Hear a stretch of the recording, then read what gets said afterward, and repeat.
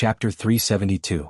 Aha, I'm not pretending, and no one punished me to kneel on the CPU or hit me with a stick.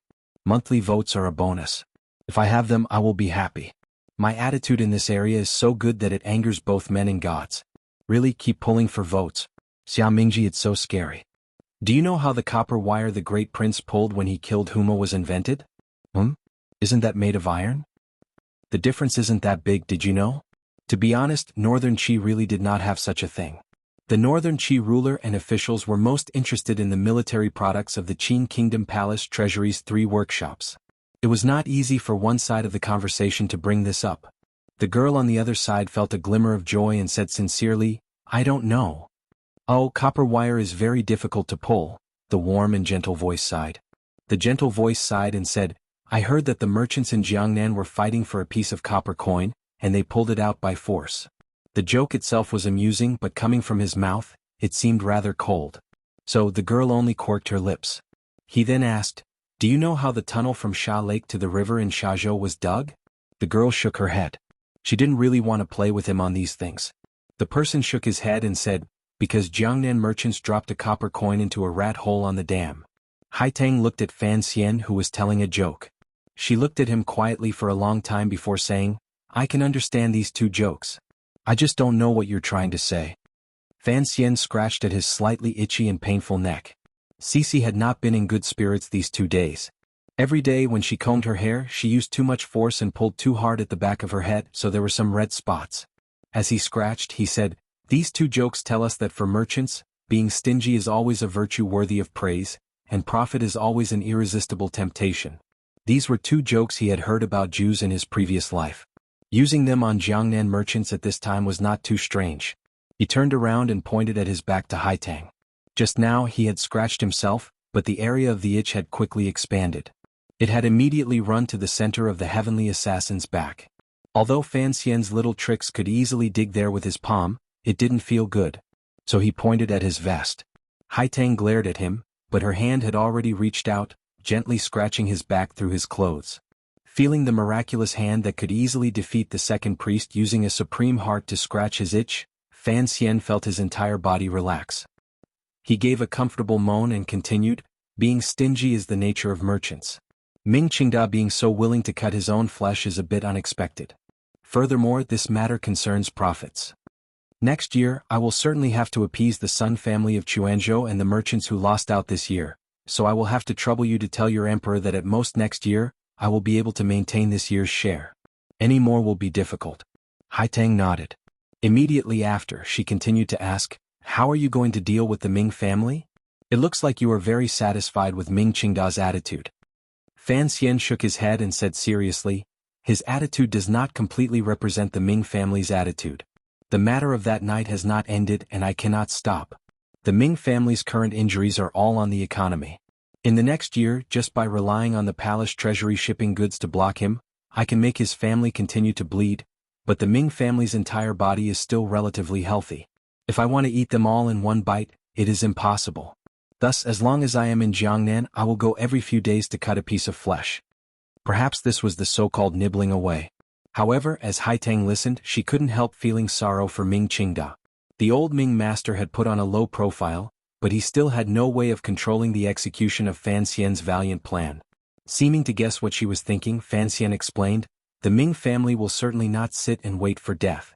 The problem is, the plan set by Shaoyan this time is not the same as dealing with the Cui family. The Overwatch Council's methods are all methods that can be seen. Everything I am doing is completely in accordance with Qing law.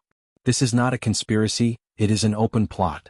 Faced with the difference in strength, the Ming family cannot carry out a direct counterattack. Don't think that Ming Qingda is purely trying to keep the peace. He is also wasting time and waiting for the situation in the capital to change. He emphasized his tone and said, for the Ming family, the situation in Jingdou must change. Otherwise, they can only wait to be eaten up by the court. Haitang continued in a quiet voice, thus, you won't let them continue to wait peacefully. Instead, you have to do your best to weaken their strength before the situation in Jingdou changes. Correct, Fan Xian said expressionlessly. Fan Xian said expressionlessly, everything will be done according to the rules. My only worry is that the Ming family's reputation is so good that it is difficult to understand. I can't find any problems in the Palace Treasury Transport Company accounts. The other party's ability to smooth out traces is too powerful. Presently, there has been no more news from that island. It seems that someone is helping them cover it up.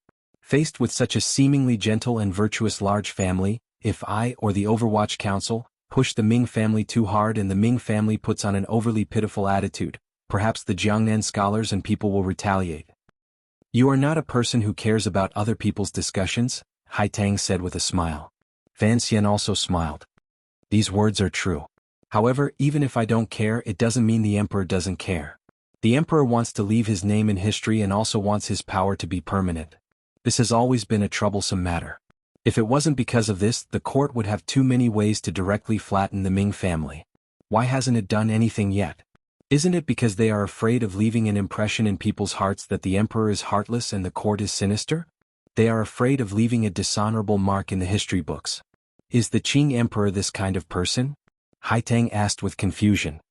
Believe me, Fan Xian forced a smile and said. The emperor is indeed a person who cares about his reputation. Otherwise, when the heavens sent an auspicious sign last time, he wouldn't have had to fight with your emperor for that breath of air. This time the emperor sent me down to Jiangnan to subdue the Ming family. Of course, he hopes that I can do it beautifully and trample the Ming family to death without leaving behind any bad reputation.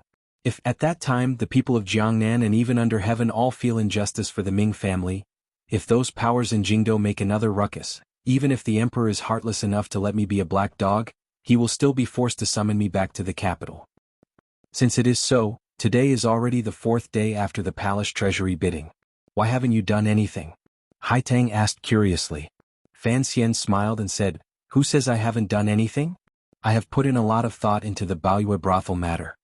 Speaking of Baoyue brothel, Haitang felt a bit strange. She sighed and said, It's one thing for you to borrow silver from me to repair the river works, but the silver of the Qi kingdom, you're using it to open a brothel. If this news gets back to Shangjing, I'm afraid the emperor will laugh me to death. Fan Xian knew that this northern Qi Saint girl always felt uncomfortable about him opening a brothel. He said seriously, The river works are a good deed. As you know, the work I am about to begin settling down the refugees is also a good deed. In reality, you don't know that opening a brothel is also a good deed. Haitang was very confused. What did a brothel forcing women to do such pitiful things have to do with doing a good deed? Humanity's two oldest professions, one is an assassin, and the other is a prostitute. Fan Xian snapped his fingers and pointed at his back, indicating for Haitang not to stop scratching his back. You can't change this. I can't change it. Even my mother can't change it. Since it is so, this business will certainly continue to exist forever. Then we might as well take control of this business in our own hands and set down some procedures to do our best to protect the interests of those pitiful women. Fan Xian first said Gu Long's famous words and then repeated the words he had used to convince Shi Chanli. Then he solemnly concluded, I open a brothel to protect those prostitutes. If I blindly place morality above my head and ignore it, cover my eyes and pretend there is no such thing in this world, then that is truly not having a benevolent heart and not treating those prostitutes as people. When Fan Xian specifically talked about the various new policies of Baoyue brothel, such as doctors and monthly leave, Haitang's hand that was tickling Fan Xian had already stopped. She looked at the back of his head with slight shock. It was as if she had not thought that what Fan Xian said was not empty lies and that he was actually doing these things. When she heard the last sentence, the admiration on Haitang's face was immediately hidden. In a quiet voice she said, And Ji's words make sense. Fan Xian turned his head in surprise. He had not expected her to reply so seriously. This was not a good feeling. It was as if Su Jiling was persuading a nun. He shook his head and chased this sad and sorrowful association out of his mind. Without rhyme or reason he said, Duo, I'm sorry. This time, it was Haitang's turn to make a sound of surprise and agreement. Fan Xian said, A few days ago you and I separated a bit. After the matter I thought about it. This is mainly my problem. Of course there is also your problem. But in the end it is my problem. Although Haitang did not really understand what he wanted to say, nor did she understand the strange sentence pattern that took up too many words and filled with rubbish, she could still easily connect it to the old road outside Shangjing in northern Qi. The young man in front of her had once said something about the sun at 8 or 9 o'clock. The world was yours and mine. A faint smile rose to the corners of her lips. Fan Xian clapped his hands and stared into her eyes. I crave honesty between friends, but I am not honest enough with you. So this is my problem. Ever since you left northern Qi and came to Jiangnan, you have to stare at so much silver every day and worry about how I will be. The pressure on you is too great, making it hard for your state of mind to calm. You are not as good as you were in the beginning and cannot successfully resolve this pressure. This is your problem. But you have pressure, I have pressure. In the end, this pressure is caused by me, so this problem is also mine. Haitang smiled and covered her mouth, only revealing a pair of eyes as bright as a clear lake. Fan Xian was slightly startled and unconsciously said, "Your eyes are pretty." There was a third between the two of them. Fan Xian chuckled and said, "I didn't think you would have a little girl's side, but in the end you still haven't told me how old you are." Seeing Haitang's slightly angry expression, he non-committally waved his hand and said, "Change the topic. Didn't you just ask why you haven't made a move against the Ming family these 2 days? You said you were busy with the brothel's renovation work." Haitang also knew how to joke, but it was a bit shaky. Fan Xian nodded and smiled. "That is one thing. Of course, the most important problem is, I am waiting for Xia Qifei to recover." On the evening of March 26th, in the area west of Suzhou where salt merchants and royal merchants gathered, red lanterns hung high and firecrackers rang out. It was a joyous atmosphere. The Jiangnan water bandits commander Xia Qifei, who had been in the limelight during the palace treasury matter, had officially bought a courtyard in Suzhou. Today was the first time he had opened his doors to welcome guests. In reality, the true wealthy of Jiangnan all had their own large courtyards outside of Suzhou in the Jiangnan water villages. They usually lived in their own manors and rarely stayed in the city. However, each of their families had a luxurious residence in the western part of Suzhou because this was a symbol of status and a display of the family's power. The land in the west of the city was very expensive. Furthermore, no one was willing to sell property, so not everyone had the right to live there. Xia Qifei was able to successfully open his own courtyard. This meant that after the palace treasury matter, Jiangnan had already recognized his right. Of course, Xia Qifei, who had moved into Suzhou, had to wash himself clean and not leave a trace of evil on his face. Thus, he could not move in as the commander of the Jiangnan water bandits. His current identity had already changed. He had become the owner of Xia Mingji. Xia Mingji was also a newly opened business. The meaning hidden in the name was clear to the merchants who had come to congratulate them. The Ming family was very eye-catching. However, they didn't know whether or not the Ming family would send someone today. They heard that after the master of the Ming family, Ming Qingda, fainted that day, it took him a whole 2 days to wake up. His body was very weak.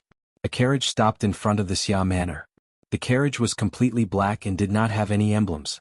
However, the guards staring at it like tigers watching their prey, as well as the sudden increase of strangers on the street, all made clear the identity of this carriage. The merchants surrounding the door of the Xia manor quickly walked over and bowed toward the carriage. They then eagerly prepared to welcome the person in the carriage. Inside the carriage, Fan Xian said to the third prince in an even voice, "Your Highness, do you really want to join in on the excitement? It doesn't seem very appropriate." The third prince smiled sweetly and said, "I know what teacher is worried about. However, since teacher is not avoiding suspicion today to help Xia Qifei, adding one more student is nothing." Fan Xian smiled. He knew that this little guy had not forgotten Yi Guiping's teachings at all times. Regardless of life or death, he would be tied to him. Not only psychologically but also in public opinion. One big and one small, the two nobles of Suzhou reservedly got off the carriage. It drew a clamor and rising of cheers from outside the carriage. Fan Xian stood in the room and used his hand to touch the clearly newly made study table. Smelling the faint scent of clear wood, he thought to himself that this world was nothing special, but the newly renovated house did not have the smell of methane. This benefit was enough. Suddenly his heart jumped. He realized that it had been a long time since he had thought of the things of his original world. He didn't know what this meant. Perhaps he was getting more and more used to this world, but why was there an unknown desire in his heart that kept scratching and making his heart itch? He didn't know what exactly he was longing for. It wasn't tobacco, it wasn't porn, he didn't know what it was. He shook off his daze and found that Xia Qifei and the third prince were both staring at him in a daze. He couldn't help smiling self-mockingly and saying, "Ching Ching, you're injured. Sit by yourself and don't mind me. I often zone out." Knowing that the imperial envoy and the third prince had arrived together, the Jiangnan merchants who had come to the front yard to offer their congratulations were all secretly envious of Xia Qifei's luck and shocked at the imperial envoy and the third prince's actions of not avoiding others. They also didn't dare make too much noise, so the sounds of drinking and merrymaking in the front yard did not disturb the conversation in the study in the back garden. Xia Qifei was actually very shocked at Fan Xian's arrival. Furthermore, he had come with the third prince. Fan Xian shook his head and said, "Nowadays, everyone in Jiangnan knows of our relationship. I think Jingdo should also know. If that's the case, why are you still trying to hide it?" Xia Qifei glanced at the third prince. Thinking of the rumors on the streets, he didn't avoid them and said straightforwardly, "Commissioner, I'm afraid I've brought you trouble." "What trouble?" Fan Xian gazed at him warmly. "You work for the court. It looks like you're doing well recently, but in reality you've suffered quite a bit." Xia Qifei thought of the brothers who had died that night and his expression darkened slightly. "Are your injuries better?" Fan Xian asked. Xia Qifei respectfully replied, "Much better." Fan Xian thought for a moment and then slowly said, "You don't have to worry too much. Concerning the Ming family, my attitude is very firm. Perhaps the progress will be a bit slower, but don't think that I have been fooled by someone's attitude." The news of the current master of the Ming family, Ming Qingda, kneeling in the courtyard of the palace treasury manor and fainting after winning the bid had long spread throughout Suzhou and beyond. Thus, as the knife in Fan Xian's hand, what Xia Qifei was most worried about was whether the hand holding the knife would suddenly change its mind. Hearing Fan Xian make a promise, Xia Qifei's spirit rose involuntarily despite his injured body. Revenge and taking back the Ming family was his greatest wish. If he didn't have Fan Xian's help, he would never have been able to do it. Fan Xian looked at his expression and said in a low voice, "You work for the court, so the court will support you. To put it more bluntly, since you are my person, I must openly announce this to the world. There is no need to remove this relationship or hide it. In the future, when you work in Jiangnan and send goods to the north with this layer of influence, it will all be much easier." Xia Qifei's expression appeared to be moved, but he felt a bit terrified in his heart. He didn't know why the commissioner was in such a rush to bring this matter to light. Xia Qifei still thought he was working for the court. He didn't understand that just because Fan Xian used him did not mean that the court used him. To have Xia Qifei send goods to the north and use the Cui family's old route to connect with Fan Xizhi in the north. Under the protection of Fan Xian in the south and the emperor in the north, he would reopen that smuggling route. This was Fan Xian's true goal. Presently, the south had the Overwatch Council secretly managing it, and the north had the provost of the Discipline Commission, Wei Hua. He was both an old acquaintance of Fan Xian and someone the northern Qi emperor trusted. This route was already flawless. The only thing that needed to be hammered a few more times was Xia Qifei himself at the beginning. Fan Xian had come under the guise of discussion. He wanted to use the words of the people to firmly bind Xia Qifei to his side. After today, no matter who it was, no one would believe that Xia Qifei was not Fan Xian's trusted aide. In the future, when the smuggling began, even if Xia Qifei wanted to betray Fan Xian, probably no one would believe him. Furthermore, Fan Xian's enemies would also target Xia Qifei. The Jiangnan restaurant was already a good start. This could only force Xia Qifei to hold Fan Xian even tighter. Using external aggression to lock one's heart and tie people onto the boat, the third prince was pestering to get on the boat, but it was impossible for Xia Qifei not to go. The day after tomorrow. Before Fan Xian left the Xia manor, he gave one last order to Xia Qifei. The required procedures should be complete. When the time comes, it will be your turn. Xia Qifei felt slightly excited. Although he knew that the commissioner only needed him to attract the Ming family's attention, he could, in the end, roar his voice in the Suzhou government. It seemed that he was getting closer and closer to his life's goal. However, you also understand. Fan Xian sighed and patted his shoulder. There are no precedents in Qing law for this kind of thing. The other party is the eldest son of the eldest branch. According to the law, he is taking advantage. Even if the council helps, it is unlikely to obtain the desired result.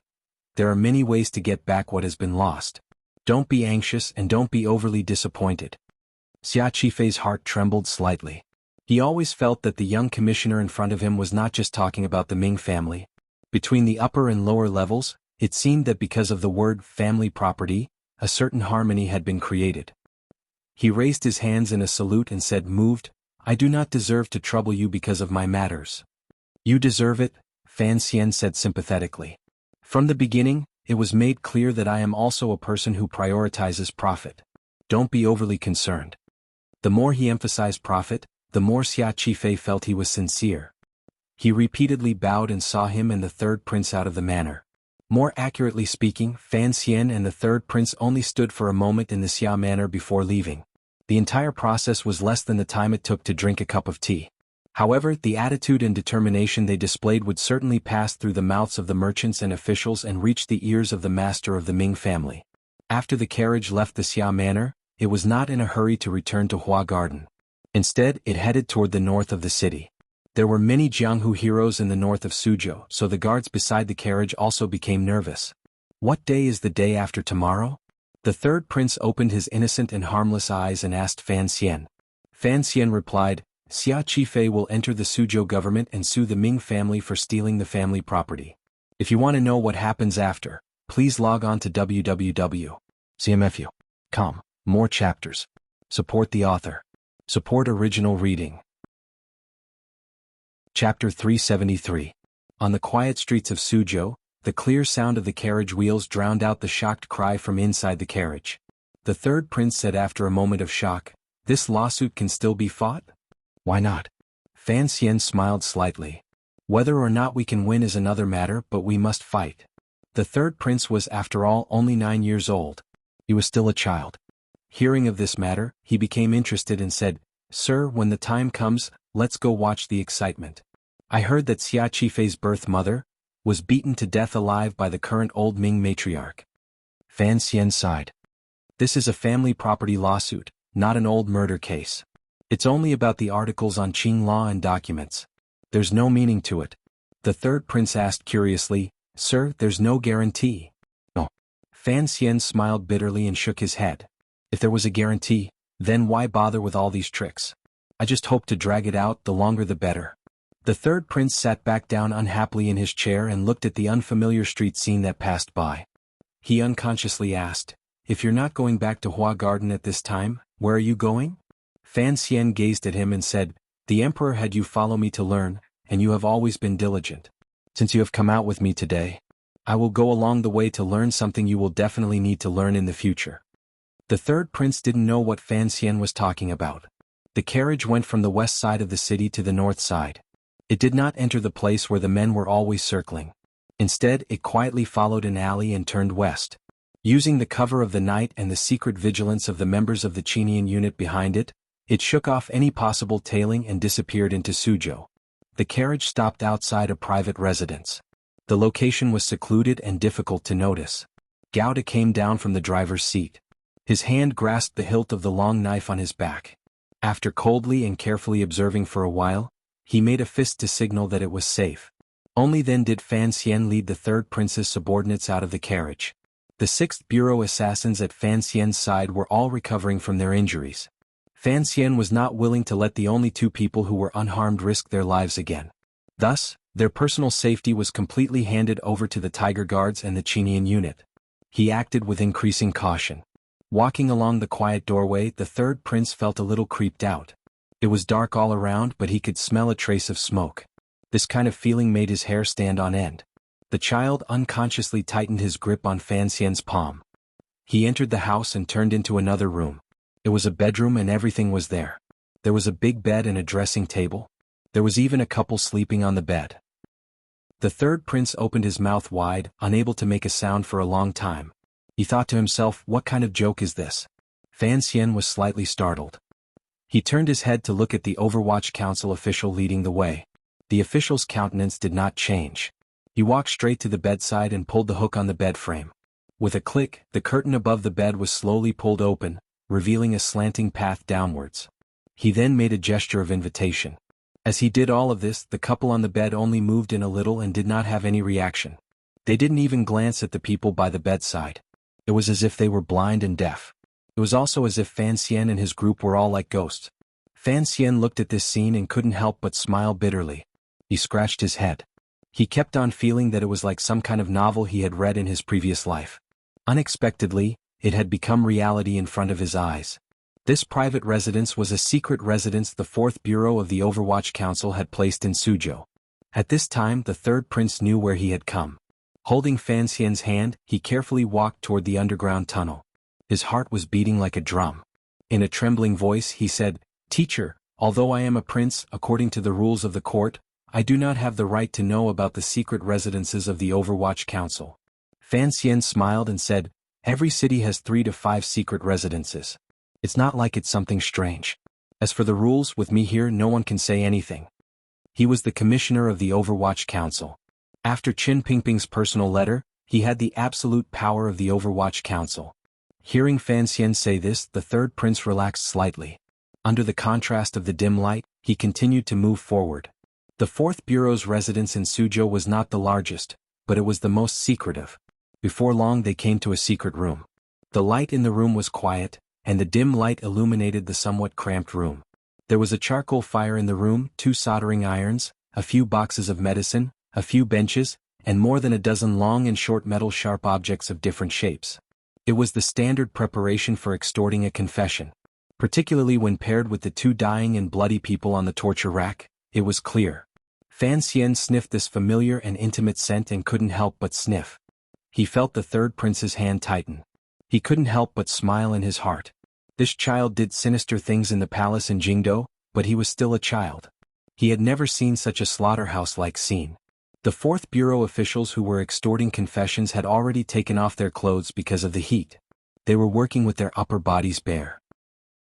Seeing their superiors suddenly come to the secret residence, they jumped in fright and hurriedly looked around for clothes to wear. Fan Xian waved his hand to stop their movements and said, "Continue working. How are the interrogations coming along?"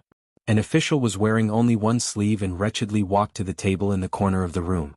He carefully took out a few pieces of paper. They were the results of the extortion. Fan Xian took them and glanced at them.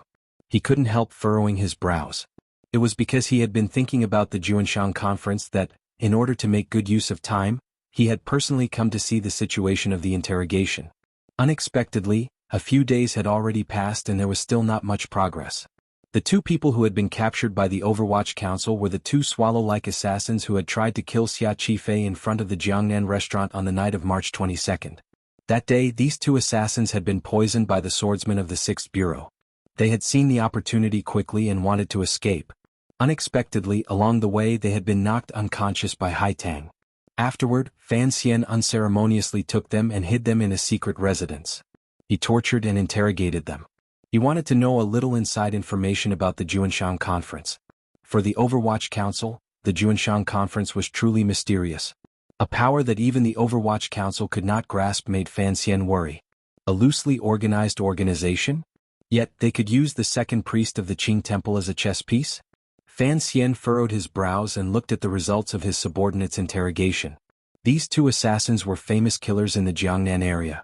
Their martial arts were powerful and their actions were sinister. However, it seemed that they did not know much about the Juanshan conference.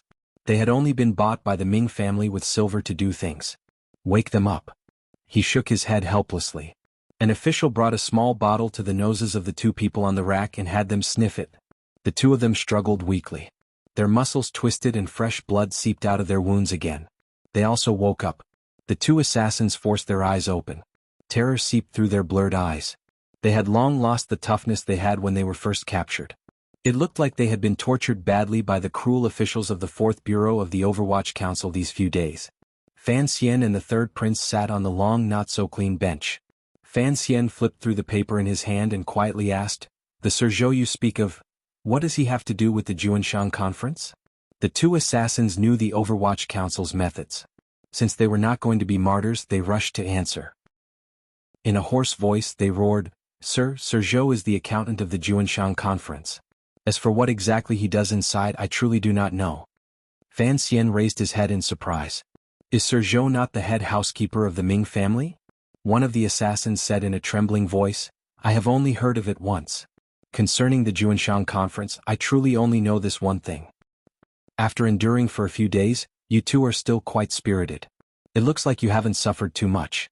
Fan Xian shook his head. A glimmer of despair flashed through the eyes of the 2 assassins. The Overwatch Council officials began to use torture again, carrying out this unaesthetic yet repetitive and uninteresting work. Wretched cries rose and fell in the torture room. They were incomparably mournful, but they had no way of reaching the ground. Fan Xian did not cover the third prince's eyes. The third prince looked at this scene. His face was deathly pale, but he forced his head not to turn to the side. He only looked at this bloody scene and suddenly felt the food in his stomach want to rush out of his throat uncontrollably. His chest was extremely depressed.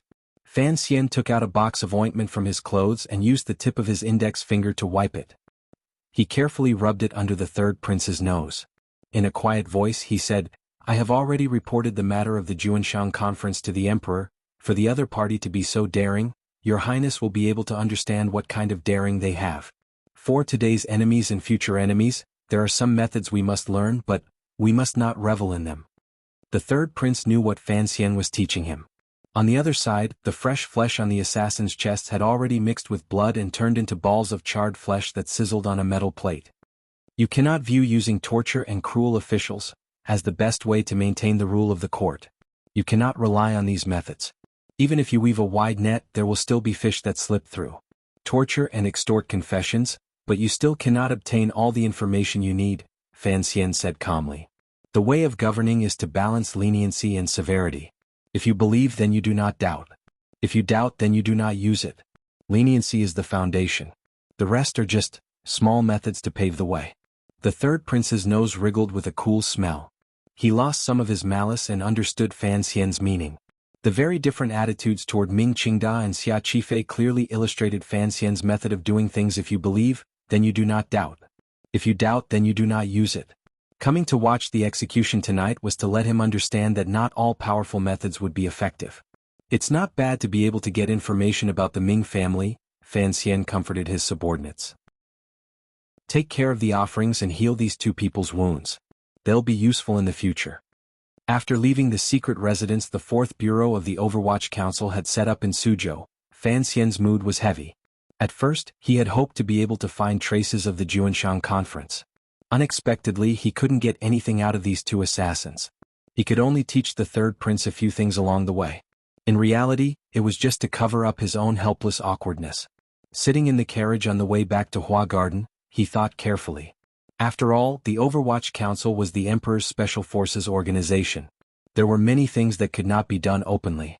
Thus, in terms of organization, there were innate limitations. For example, there could not be too many people. Thus, far away in the strategic town of Jiangnan, although it had always been an important area of supervision for the 4th Bureau, there was still a clear lack of people. If they wanted to investigate such a mysterious organization as the Juanshan Conference, which floated in the clouds, the Overwatch Council's power in Jiangnan was far from enough. At this moment, Fan Xian very much wished that Yan Bingyun could be by his side. However, he also understood that Yan Bingyun was currently in charge of the 4th Bureau and could not easily leave the capital. Furthermore, he needed Yan Bingyun to help Deng Ziyu with most of the work in the 1st Bureau. Even if Wang Qinian was here, things might be a lot easier. He sighed. Yang Jimei had not only given Hua Garden to the imperial envoy Fan Xian with both hands, she had also kept the servants, women, and cooks in the garden. After the Overwatch Council's inspection, they confirmed that these people were clean, so Fan Xian did not refuse this good intention.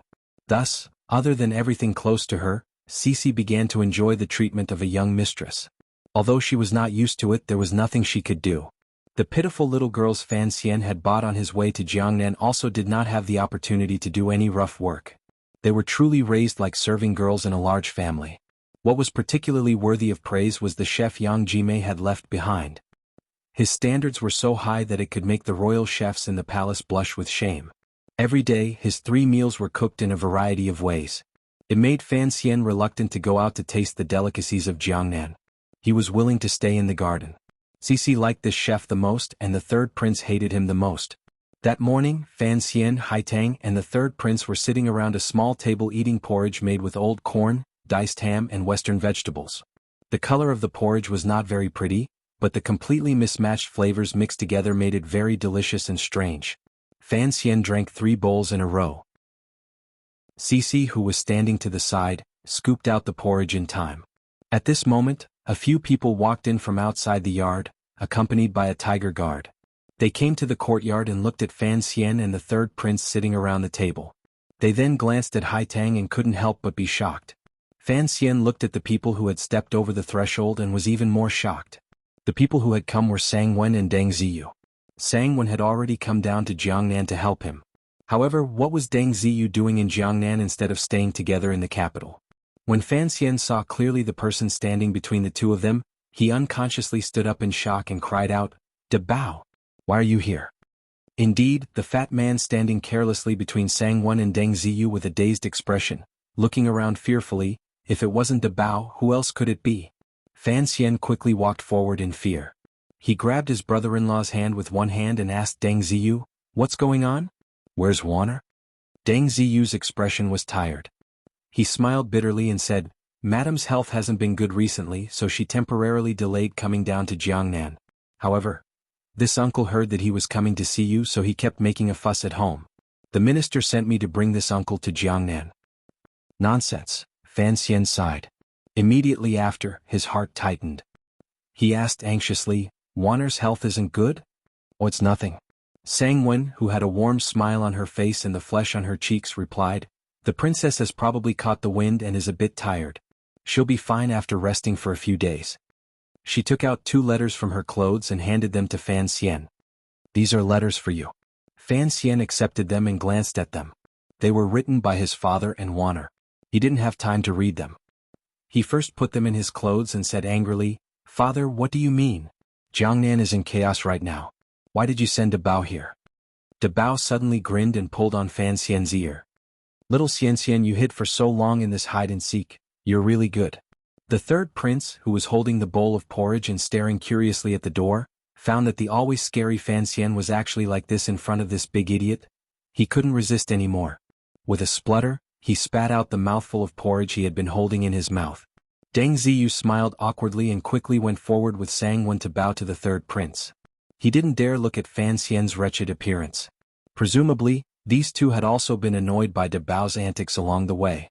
Since De Bao had come, there would certainly be people to serve him along the way. Cici understood and quickly left the garden to settle those people down. Fan Xian had also finally calmed De Bao down. He first settled him in the back garden and had the little serving girls, who had nothing to do all day, go and eat melon seeds with him. Only now did the front hall quiet down. Haitang rose and bowed slightly. She then left the front hall. She knew that Fan Xian must have a lot to talk about with Deng Ziyu. After Deng Ziyu entered the hall, it was as if he hadn't seen this country girl. Since she had taken the initiative to bow to him, he still had to quickly return the bow. Sitting at the table, Fan Xian furrowed his brows and said, "Last night I was thinking that there are indeed few people by my side. It's good that you came, but what about the capital? Sir Yen Jr. is watching over the capital. After receiving the council report you sent back to the capital, the director sent me to bring some people over to help," Deng Ziyu explained. Deng Ziyu explained, "Also, the thing you wanted to prepare took the 2nd and 3rd Corps a few months to complete, so I might as well deliver it to you on my way." Fan Xian shook his head and said, "I thought someone else would deliver it. I didn't think it would be you." He glanced at the third prince beside him, who was eating porridge and eavesdropping. He coughed and asked the young master to leave. After the third prince left gloomily, Fan Xian furrowed his brows and said, "When you came in earlier, why was your expression so strange?" Deng Ziyu glanced around and smiled bitterly. "When I left the capital, the rumors in Jingdo were too fierce. They all said that you and the northern Qi Saint girl Haitang would travel together, sit together and sleep together. The court couldn't stop discussing it. Furthermore, you are now fixated on the palace treasury, so you have to avoid suspicion. The officials in court were preparing to use this matter to attack you. I didn't think that when I entered Hua Garden today I would see that girl. Only then did I know that the rumors were true. I couldn't help but worry." "Sleep together?" Fan Xian smiled coldly. "Only those people could think of that. Let's not talk about it. Let me see what you brought." Deng Ziyu carefully took out a flat box from his clothes and handed it to Fan Xian's hand. Fan Xian lifted the lid and carefully examined the piece of paper lying quietly in the middle of the box. The paper was slightly yellowish-white. The edges were slightly curled and it could be seen that it was quite old. The handwriting on the paper was slightly crooked. It looked like the person who wrote it was near the end of his life. "Not bad." Fan Xian furrowed his brows. "Although this will still not be of much use if this family property lawsuit is to be dragged on, we will have to rely on this." Deng Ziyu replied, "Don't worry, the 2nd and 3rd Bureau worked together and used countless pieces of the Ming family's previous master's handwriting. They also used old paper that is difficult to find today. In addition to the craftsmanship and attention to detail, no one should be able to tell it is fake. Of course the Ming family knows it is fake. The real one has long been destroyed," Fan Xian smiled and said. To pass off the fake as the genuine, there are indeed many professionals in our council. In the future, if we go into the fake antique business, I think we can make a lot of money. Send it to Xia Qifei in a moment. Tomorrow, when the court opens for trial, if this will is thrown there, the Suzhou government will probably be dumbfounded. The investigation into the Ming family continued, but it did not have any results. For one, the Ming family's efforts to wipe away traces was too deep. For another, there were countless connections in the Jiangnan officialdom that protected them. Naturally, the Suzhou government was one of the links. Although Fan Xian could not directly tear down the Suzhou government, using a secret Qinpai's will to make the Jiangnan road officials feel fear and trepidation was still a very easy thing to do. When he was the only one left in the flower hall, Fan Xian took out the 2 letters from his clothes. First, he roughly scanned them and then read them carefully. Wanner's letter basically talked about Jingdou matters. Occasionally, it would mention the situation in the palace. However, the language was a bit cryptic. One of the greatest benefits of having a wife in Jingdou was that she could help Fan Xian immediately understand which way the wind in the palace would blow. The eldest princess returned to Guangxin Palace. The second prince quietly returned to the stage. The crown prince's movements were the most secretive.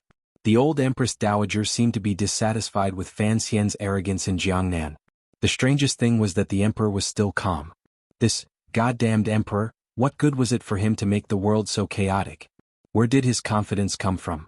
Fan Xian sighed. His fingers gently rubbed the fragrant letter. Suddenly, his longing for Wanner surged up. After not seeing her for a number of months, he knew that his wife was in Jingdou, worried about him and making plans. After he finished reading his father's letter, Fan Xian finally understood De Bao's purpose in coming to Jiangnan. In the letter, Minister Fan urged Fan Xian to find a time to send De Bao to Wuzhou. After resigning, the Prime Minister Lin Ruofu lived in seclusion in Wuzhou. It had been a long time since he had seen his son. If Fan Xian sent De Bao to Wuzhou, he could take the opportunity to visit his scheming father-in-law. This excuse was very good. Even the emperor could not oppose it. Wanli, brother Xiaojin, the wind blows through the sky bearing love and blood. I'm very happy. Thank you everyone. I don't know what to say. It seems a little pretentious to ask everyone to spend less money. I can only say, I will still write novels next year. I will still write novels the year after that. I will still write novels the year after that. I will still write novels the year after that. I will also write novels the year after that. The more I write, the better it will be. To be continued. If you want to know what happens next, please log on to www.cmfu.com. More chapters. Support the author. Support original reading. Chapter 374. A big piece of gossip had happened in the Suzhou government. The Suzhou people, who loved excitement and did not fear the government, had long received the news.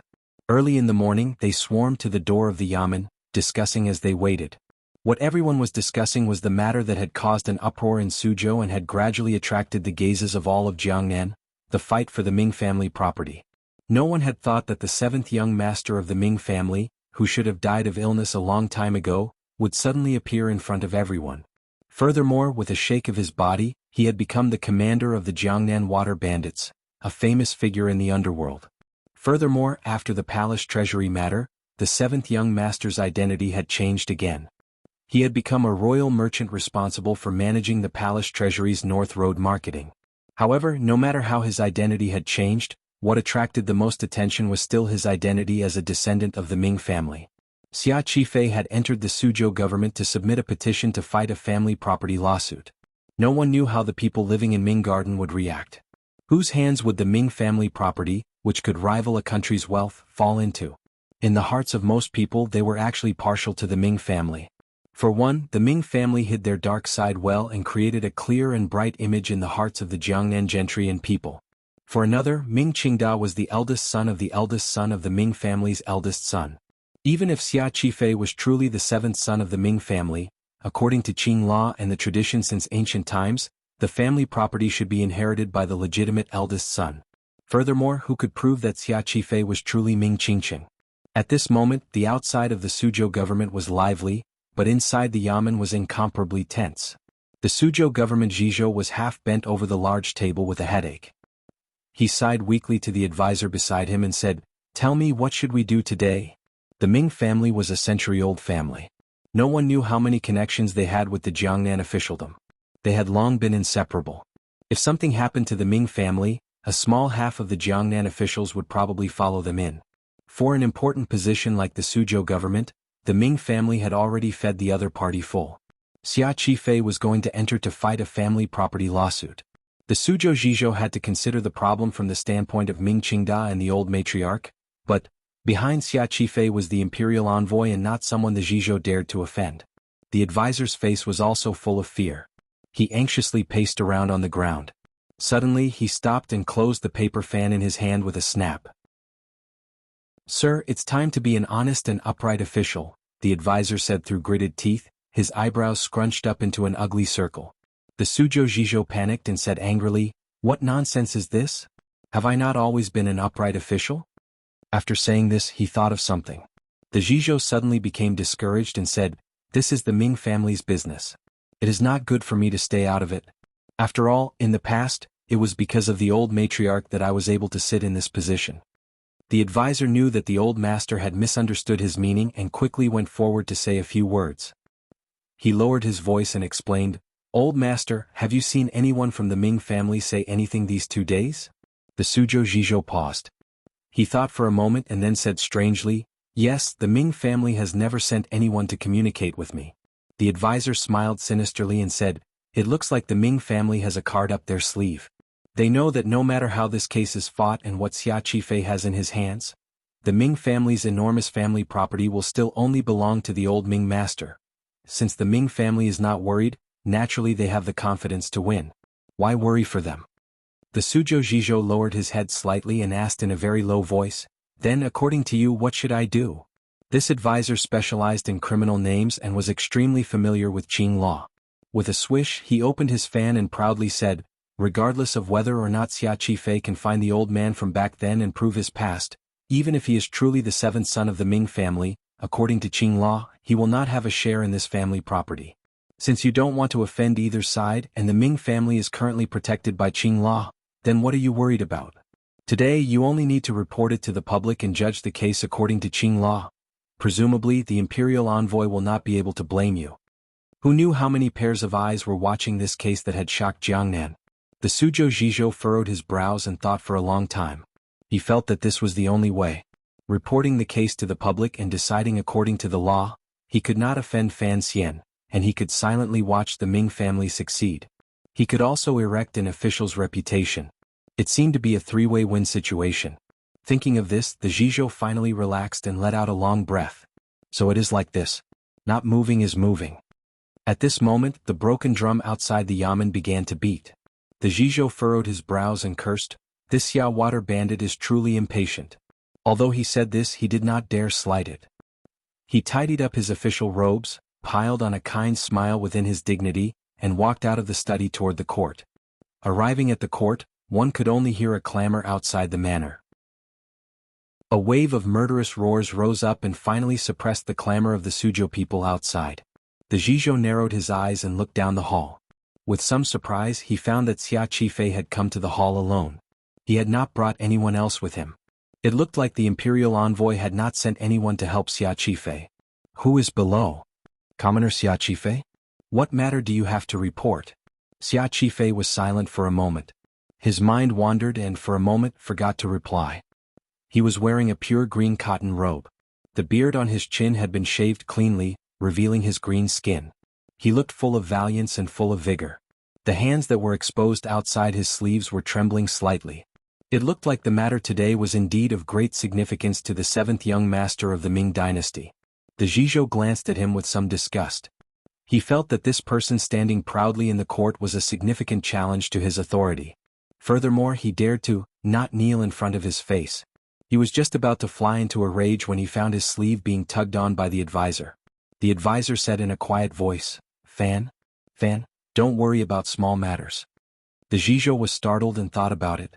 What was the point in bothering about such small matters? At this moment, Xia Qifei finally opened his mouth in a heavy voice. He raised his hands and said in a clear voice, "Commoner Xia Qifei, surnamed Ming, given name Qingqing. I am the 7th son of the old Ming master of the Suzhou Ming family. Ever since I was a child, I was chased out of the family by a fierce woman and have wandered from place to place until now. I've lost my parents and lost my home. Today, I have no choice but to enter the court to sue the old Ming matriarch of the Suzhou Ming family and the head of the eldest branch, Ming Qingda, for colluding with bandits, harming lives, and stealing my family's property. I ask the just and upright old master to seek justice for this commoner. With these words, the entire courtyard burst into an uproar. Everyone knew that Xia Qifei had come to steal the family property, but no one had thought that the moment he opened his mouth, he would directly point out that the old Ming matriarch and Ming Qingda had once tried to harm people's lives. Each word struck the heart. Furthermore, in his words, he used fierce women and bandits without leaving any leeway. The commoners outside the yamen began to clamor. In their hearts, the old Ming matriarch was a kind old woman who had done countless good deeds over the years. How could she have anything to do with a fierce woman? In reality, these people had faintly guessed that the strange disappearance of the seventh young master of the Ming family back then probably had something to do with the old Ming matriarch and the present master of the Ming family, Ming Qingda.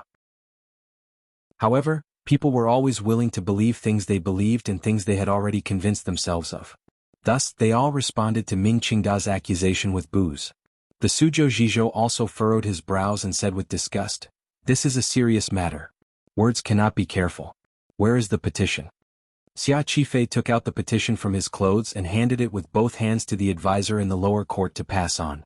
After the advisor handed the petition to the Zhizhou, the two of them gathered together to read it. They felt a great shock in their hearts. This petition was beautifully written and incisive. Each word pointed directly at the old Ming matriarch. Furthermore, it cleverly avoided the rules of Qing law in this area. It only focused on the old Ming master's will. As for Xia Qifei's pitiful wandering life these years, it did not spare the pen and ink. It moved everyone who saw it. The Zhizhou was moved, but he was laughing coldly in his heart. He narrowed his eyes and thought that this kind of writing was good for a story, but it was useless for a lawsuit. He slammed down on the gavel and shouted in a stern voice, "Xia Qifei, do you have proof to present?" Xia Qifei said with a calm expression, "The Ming family has not arrived. Why are you so anxious?" Looking at Xia Qifei's calm and confident expression, the Zhizhou furrowed his brows and thought to himself, did the other party actually have some fatal weapon in his hands? He thought for a moment and discussed it with the advisor. He then sent someone to invite the Ming family to come forward to answer the lawsuit. According to the notes on the side of the Qing law, such a civil lawsuit did not require the defendant to come forward to answer. However, the matter being fought today was too big. The powers behind both sides were too powerful, and the influence in the Jiangnan area was too great. The Suzhou Zhizhou did not dare to be too careless. In any case, he knew the Ming family would not stay out of it, so he sent someone to invite them. As expected, the moment the bailiffs left, the Ming family followed in. It looked like the Ming family had long prepared someone to answer the lawsuit and were just waiting for this sure-win battle. Seeing the newcomer, the Suzhou Zhizhou furrowed his brows and said in a cold voice, "Who are you?" The elegant young master smiled slightly and bowed. "I, Ming Lansher, pay my respects to you, sir." This young master of the Ming family knew that the Suzhou Zhizhou was acting right now. He wanted to play the role of an upright and plain-spoken person in front of the people, which was why his words were so cold. Usually this Zhizhou was much more friendly in front of him. However, after the Ming family's analysis these few days, they had determined that this property lawsuit was a sure-win situation. Thus, Ming Lansher understood the Suzhou Zhizhou's thoughts and did not mind. The Suzhou Zhizhou said, "The old Ming master has been unwell recently. As the eldest grandson of the eldest branch, it is reasonable for you to answer this matter. Someone bring the complaint paper to Ming Lansher to take a look." The advisor took the complaint paper away. Unexpectedly, Ming Lansher did not accept it. On the contrary, he smiled slightly and bowed. "Sir, the Ming family is not an evil person who likes litigation, so we do not understand the entanglement in this matter. Thus, we have invited a litigation master to help us." After he said this, he glanced to the side. The so-called evil person who likes litigation was naturally directed at Xia Qifei, who was standing to the side. Xia Qifei did not have any reaction. He also did not glance at his nephew. Following Ming Lansher's words, a person flashed in from behind and accepted the complaint paper the advisor handed over with both hands. He smiled ingratiatingly. When the Suzhou Zhizhou and advisor saw this person, their slightly worried hearts immediately relaxed. This litigation master was Chen Buchang. He was the most famous litigation master in the Jiangnan area, or perhaps the most infamous litigation master. He was on good terms with the provincial government. When he fought a lawsuit, he could always turn black into white, the dead into alive, and a man into a woman. He had a glib tongue and walked the world with Qing law in his hands. He had never lost. The Ming family had brought out this Chen Buchang. They also had the protection of the Qing law regarding the inheritance of the eldest son. There was no way they would lose this property lawsuit. Chen Buchang held Xia Qifei's complaint paper and looked at it closely. Involuntarily, a cold and disdainful smile appeared at the corners of his lips. He looked down on the other party and even the imperial envoy behind him. He cleared his throat and smiled frivolously. What a moving story, only, I don't know, what does Leader Xia's story have to do with the Ming family? This litigation master called Xia Qifei Leader Xia, because he wanted to influence public opinion and let the people listening remember that this Xia Qifei was the leader of the underworld who killed people like flies on rivers and lakes. Xia Qifei's face was expressionless. It is all about the story of the Ming family these 20 years. What do you think it has to do with the Ming family? Chen Buchang suddenly laughed coldly and mockingly said, Sir Xia is truly laughable. If you say it is the Ming family story, then it is the Ming family story?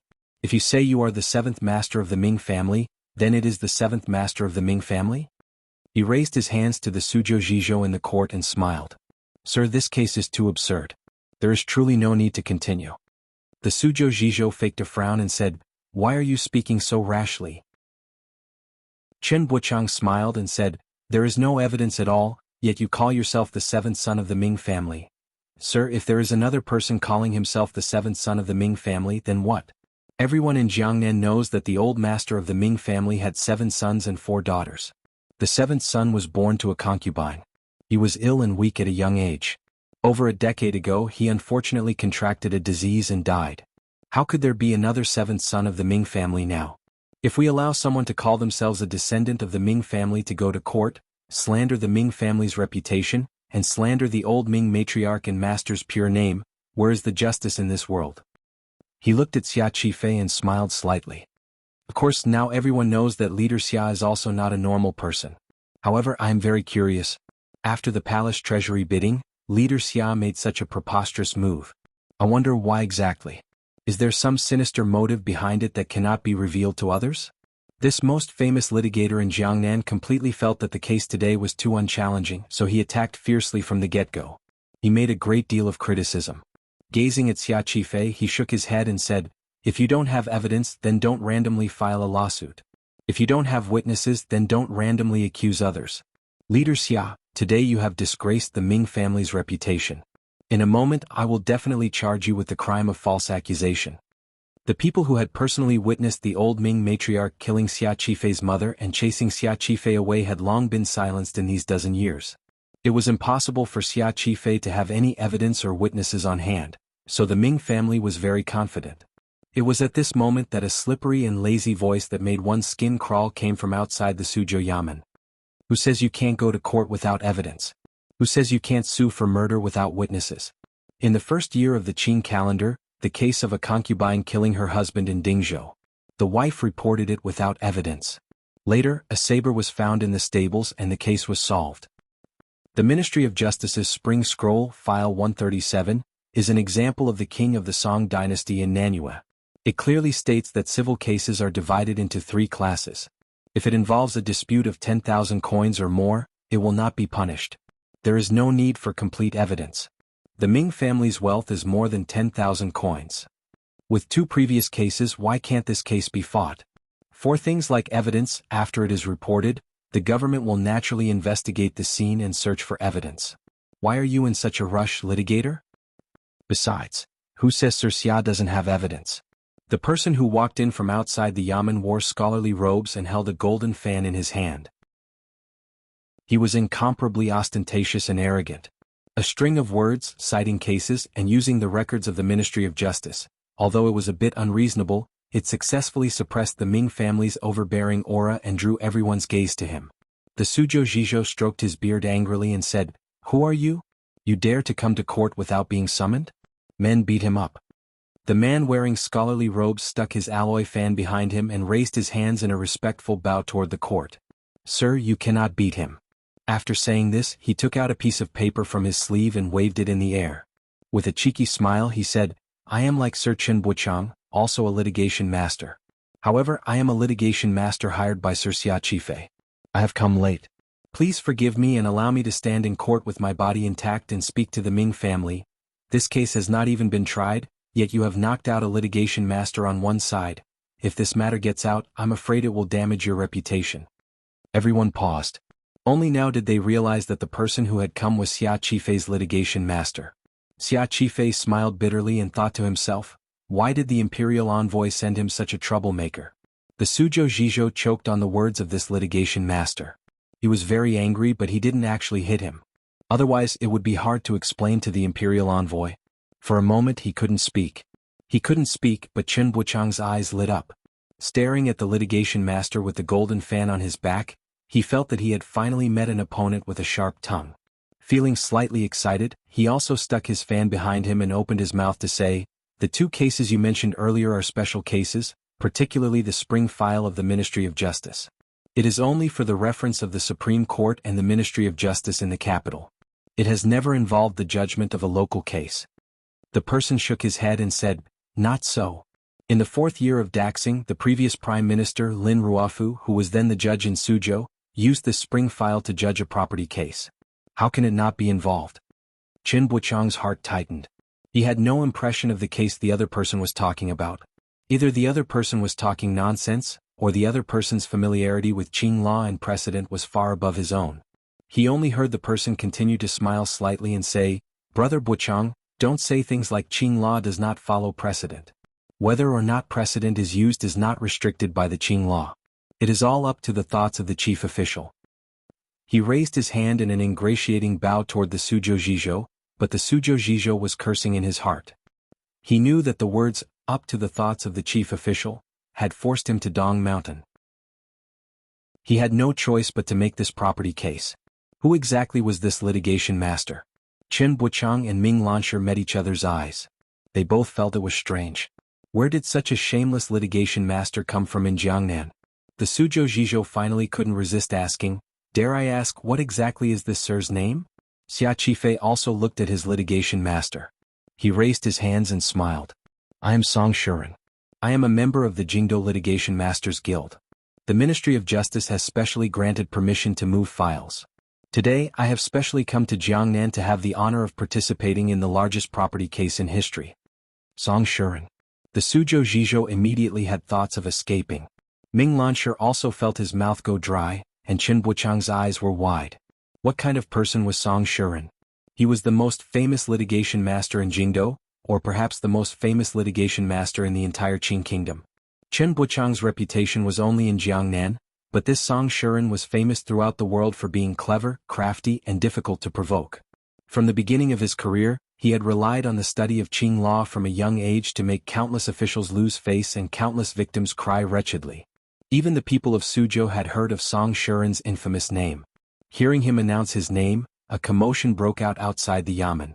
Everyone knew that today's show was going to be even better. Ming Lansher glanced worriedly at Chen Buchang. After a moment of panic, Chen Buchang recovered his calm.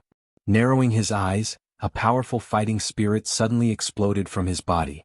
With a cold smile he said, Young master, don't worry.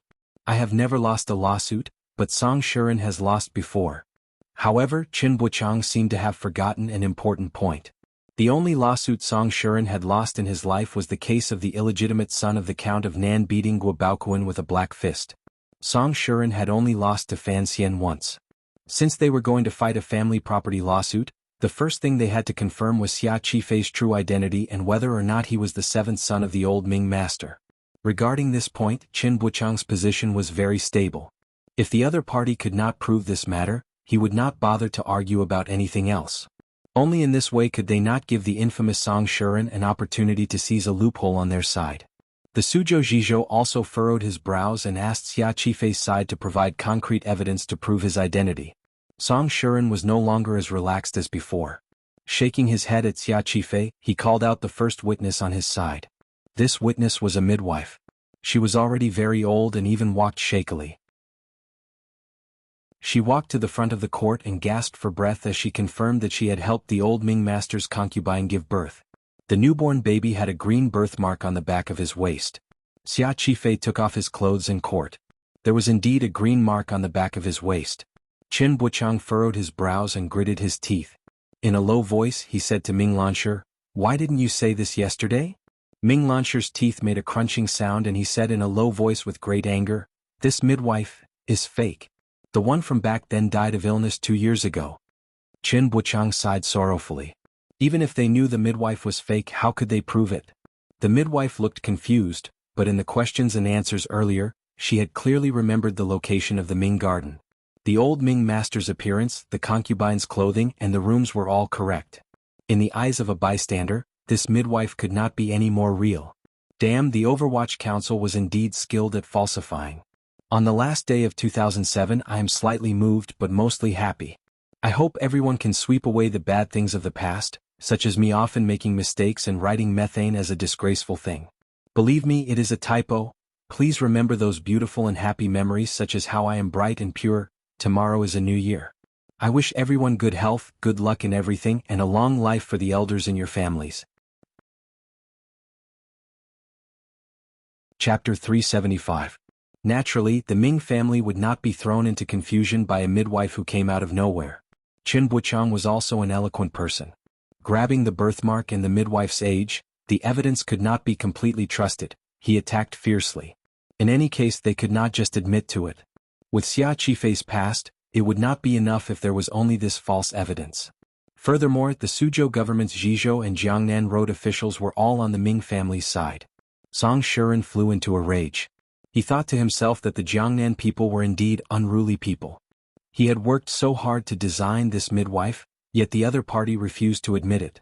However, looking at the Suzhou Zhizhou's expression and words, Song Shuren knew that the matter involved the Ming family's property. His side's evidence was indeed a bit weak and not very persuasive. However, Song Shuren was full of confidence. He had discovered the Suzhou government's secret bias and was not willing to accept his argument. Inevitably, he used his own annoying sharp tongue to wantonly belittle the Ming family.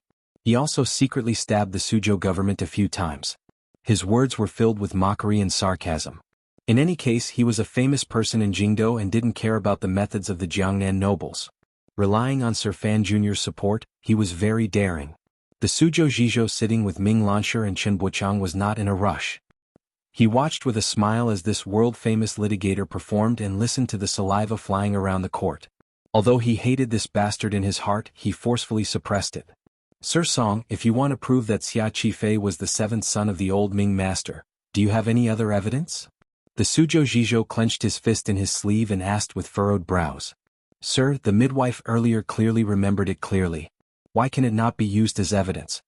Song Shuren's feet were uncrossed and he stood in the court like an ace. "Ah, Brother Song's words are not appropriate." Qin Buchang bowed to the side. "That old woman's movements are already difficult, and her cheeks are weak. She is already a person about to die. This old and muddle-headed person, how can her words be accurate? Furthermore, she does remember the Ming family's layout clearly, but who knows if someone with ulterior motives told her what happened back then, and then had her remember and come to frame us?" Song Shuren narrowed his eyes and said, "What a shameless frame." Qin Buchang was slightly angered. He thought to himself, "You guys can even do such a shameless thing, but can't I even say it?" Song Shuren couldn't be bothered to deal with him anymore. He directly asked the people in the hall, "Sir, do you also say the same thing?" The commoners outside the hall had already mostly believed in Xia Qifei's past. After all, the midwife's acting skills were truly exquisite. The surrounding crowd could see that the Suzhou Zhizhou and the Ming family were probably going to deny it to the death. Some of the more lively ones began to cheer. However, most people were still silent. After all, in their hearts they were still partial to the Ming family. In particular, Xia Qifei seemed to have a power from Jingdou behind him. The Jiangnan people were very opposed to this kind of situation. The Suzhou Zhizhou's old face blushed slightly.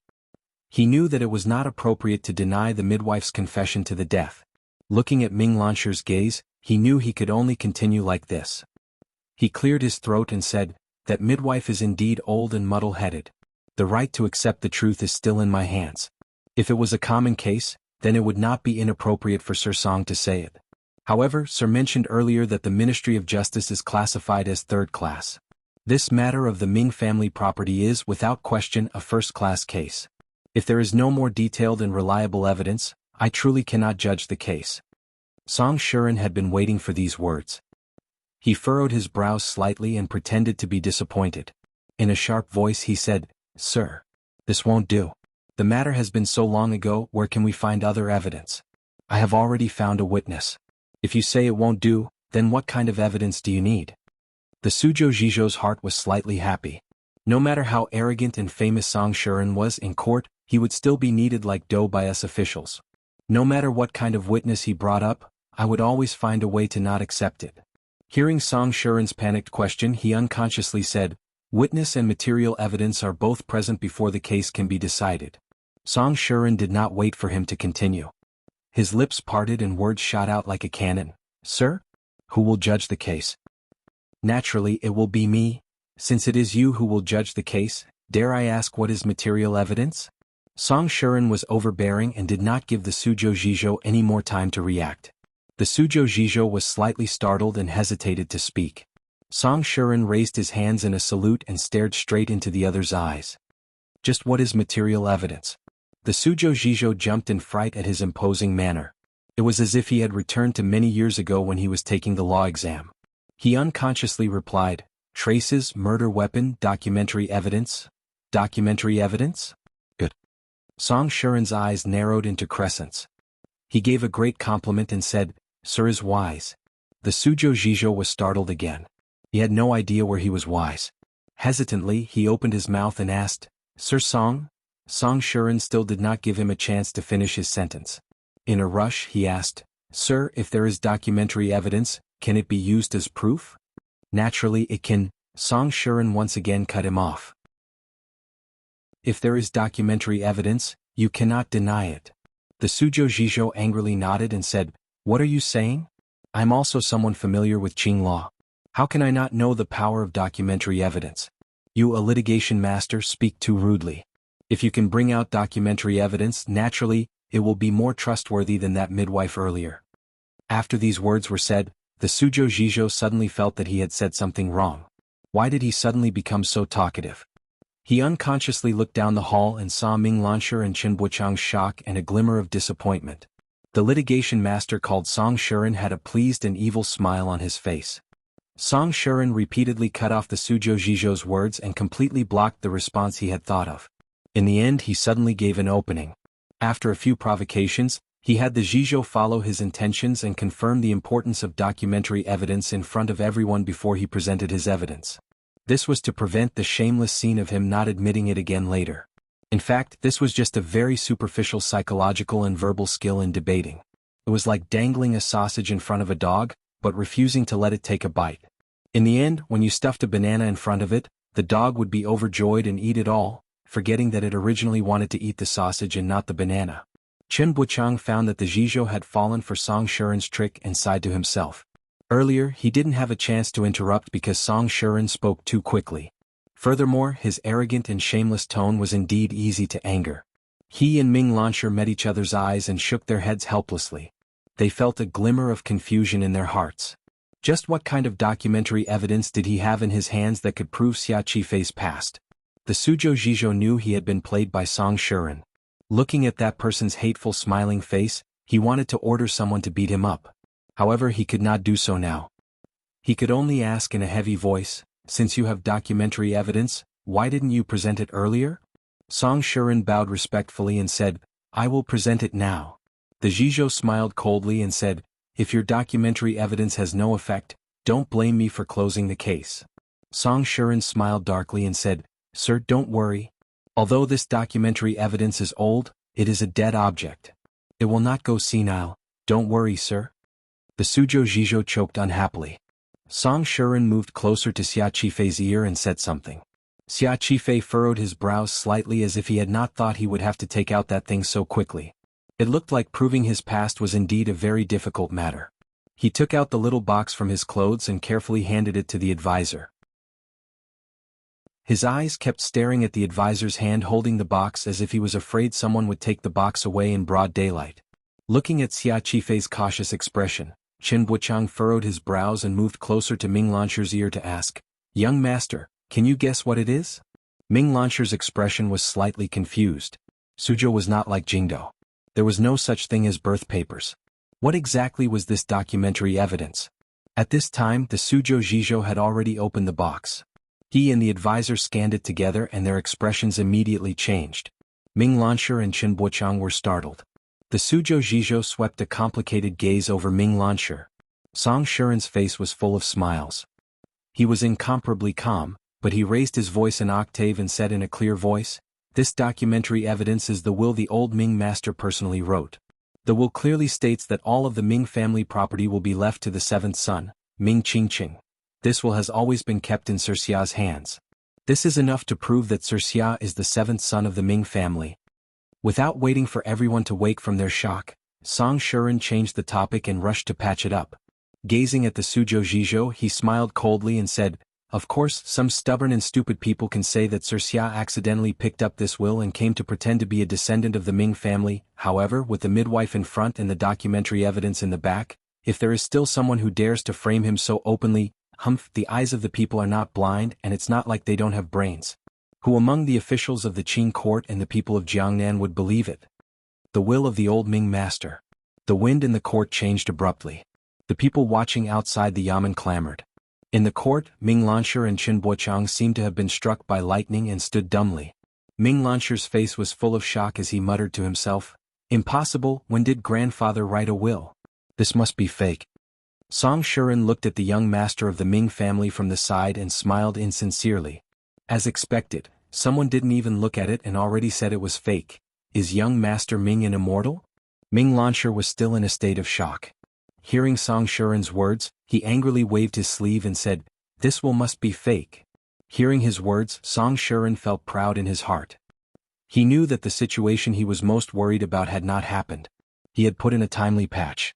If the other party did not struggle with the authenticity of the will and did as he said earlier and insisted that Xia Qifei had picked up this will and was now pretending to be the seventh young master of the Ming family to steal the family property, that would have been the most difficult to deal with.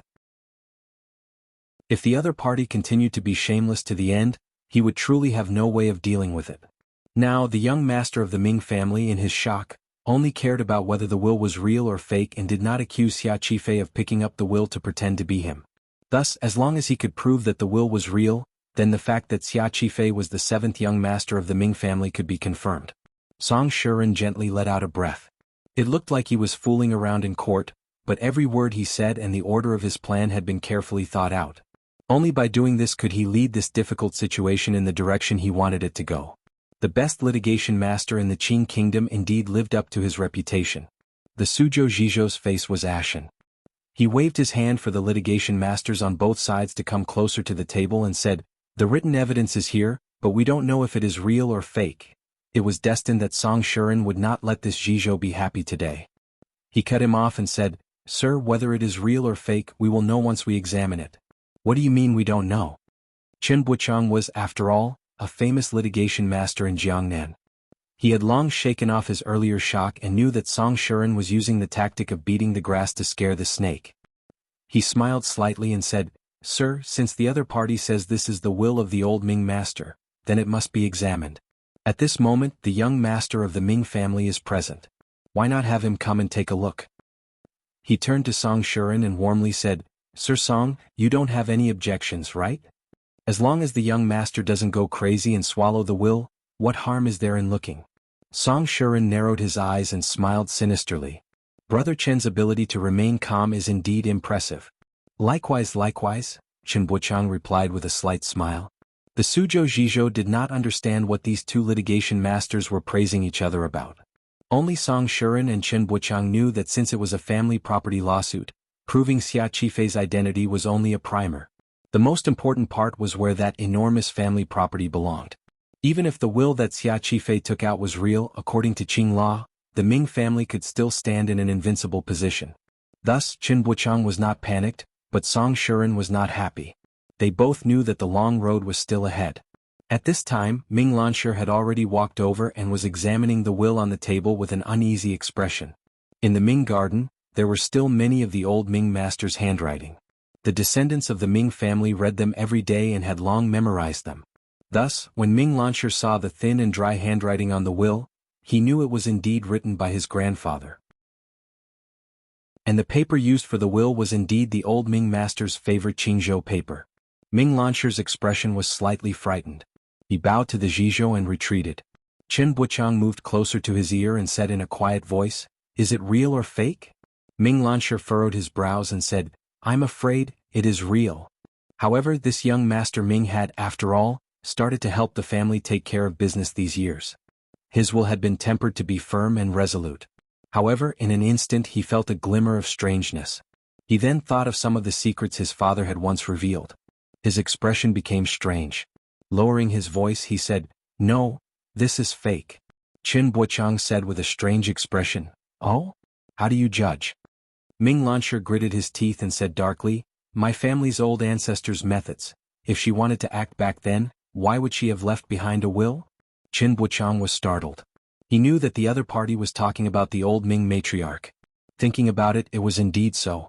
If the old Ming matriarch had wanted to take the family property, kill people, and expel the family, the first thing she would have done would have been to deal with the matter of the will.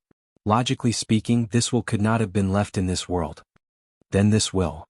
He furrowed his brows. Ming Lansher said gloomily, "Just like that midwife, it's probably a fake made by the Overwatch Council." Only now did the Ming family realize with shock how much effort the Overwatch Council behind Xia Qifei had put into this matter. That perfectly forged will could not have been made so meticulously without a few months of time. Just the age of the paper and the choice of material were all complicated matters. This kind of Qingzhou paper had already stopped production 10 years ago. Who knew the Overwatch Council would still be able to find it? Furthermore, the methods the Overwatch Council used were powerful enough. The lawsuit method they used was shameless to the extreme. They had been faking it all the way to the end. Was there still justice in this world? Ming Lansher thought sorrowfully. He couldn't help but think of a person. That young and delicate imperial envoy seemed to be standing somewhere, looking at him with a warm smile on his face. His lips were slightly parted as if he was about to eat a feast. Behind the scenes, Sir Fan Jr. was in charge. Since the will had appeared, it had to be checked for authenticity. The Suzhou government had already sent people to the Ming garden to compare the handwriting with the old Ming master's handwriting. At the same time, according to Song Shuren's seemingly fair opinion, they had gone to the Palace Treasury Transport Company to retrieve the signature of the bidding document from that year.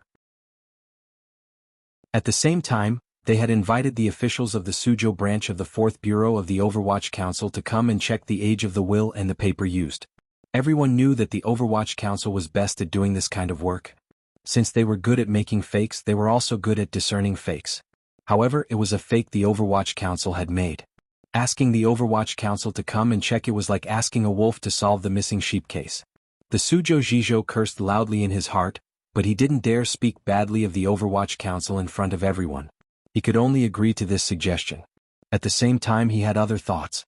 He sent someone else to invite the patrolling imperial censor and the Jiangnan governor's manor to invite the powerful criminal teacher to judge the authenticity of the will. Because of the appearance of the will, the Suzhou government's investigation temporarily came to a halt. Checking wills always took time, so the surrounding commoners quickly went to the tea shops to buy tea and cakes. After satisfying their hunger and thirst, they rushed back to watch the show. However, when those people came back, they found that the best spots had already been taken by the hungry spectators. They could only curse quietly, but they couldn't take it back. The Ming family had long sent over a box of food. Ming Lansher ate without tasting it. Qin Buchang said something by his ear, and only then did Ming Lansher's spirits improve. On the other side, Hua Garden did not hide anything and brought over a box of food for Xia Qifei. There were very few people there. Only Song Shuren and Xia Qifei were eating. Song Shuren glanced at the Ming family and quietly said to Xia Qifei, "Once the will appears, Master Xia's past will be made clear." The excitement in Xia Qifei's eyes was immediately hidden. He gratefully said, "Thank you for your trouble, sir." However, Song Shuren said seriously, "Confirming Master Xia's past as a descendant of the Ming family does not mean you can take back what belongs to you." Xia Qifei understood what he meant.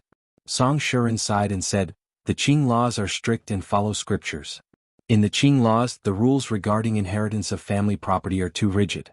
The other party is the eldest son of the eldest branch and has an absolute advantage.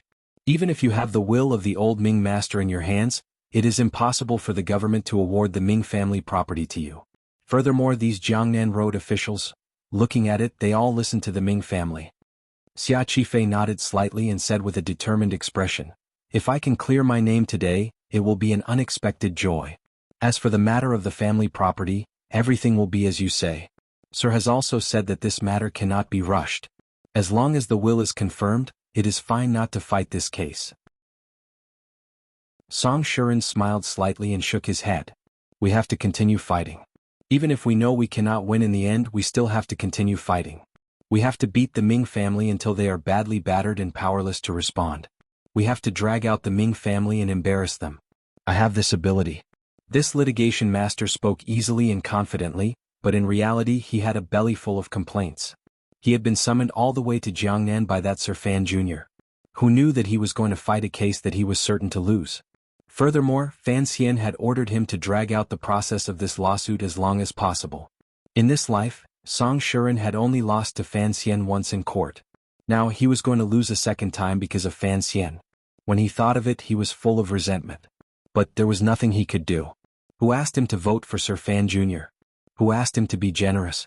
In the afternoon, a joint inspection team consisting of officials from the Overwatch Council, Suzhou Government, Imperial Censorate, and the Jiangnan Governor's Manners Criminal Division studied the yellowed paper for a long time. First, it was to compare the handwriting and signature. The old Ming master's thin and withered handwriting was extremely difficult to imitate. Furthermore, his personal writing habits, such as the fact that he would drag at the end of his writing, all of this was fully displayed in this will. Furthermore, the paper used was indeed Qingzhou paper that had long stopped production. The advisor of the Ministry of Justice determined from the degree of yellowing and the degree of dampness that the time the will was written was very close to the year Xia Qifei claimed. The tone and use of words in the will were also completely in harmony with when the old Ming master was alive. Most importantly, after the seal was compared to the old Ming master's seal that Ming Garden had brought, it was not the slightest bit different.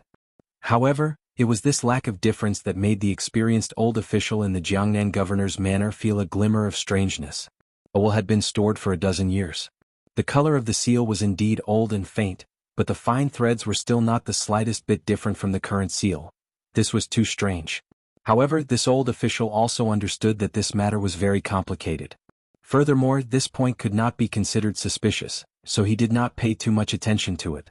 As for the officials of the Suzhou government and Imperial Censorate, they wholeheartedly wanted to prove that this will was fake. In the end, they even used a large piece of glass that was a specialty of the palace treasury, but still could not find a single flaw. After the officials discussed it for a while, they came to a consensus. The Suzhou Zhizhou had no choice but to announce in the court that the will was real. Naturally, Xia Qifei was also the seventh young master of the Ming family who should have died a long time ago, Ming Qingqing. On the first day of 2008, I was going to write something but decided against it after thinking about it. I won't say too much nonsense.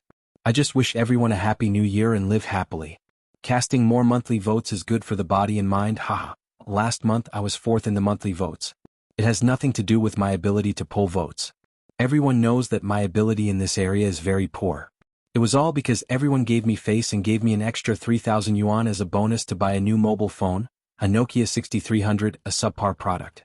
I also had to buy a Sony Ericsson 608C for my mother because it has handwriting so she can learn to send text messages. Oh, the happy 3,000 yuan is all from everyone, my sincere thanks. Last night I drank 3 bottles of beer and fainted for a long time. Today I woke up late. This shows that I'm already old. During the spring festival in February, I might have to ask everyone for some time off because I have to go back to my hometown to warm my uncle's grave. I also have to go back to the village. The mountain roads are difficult, so I'm afraid I won't be able to work during those days. I'll say this in advance, asking for leave awaits approval. Happy New Year. Enough nonsense.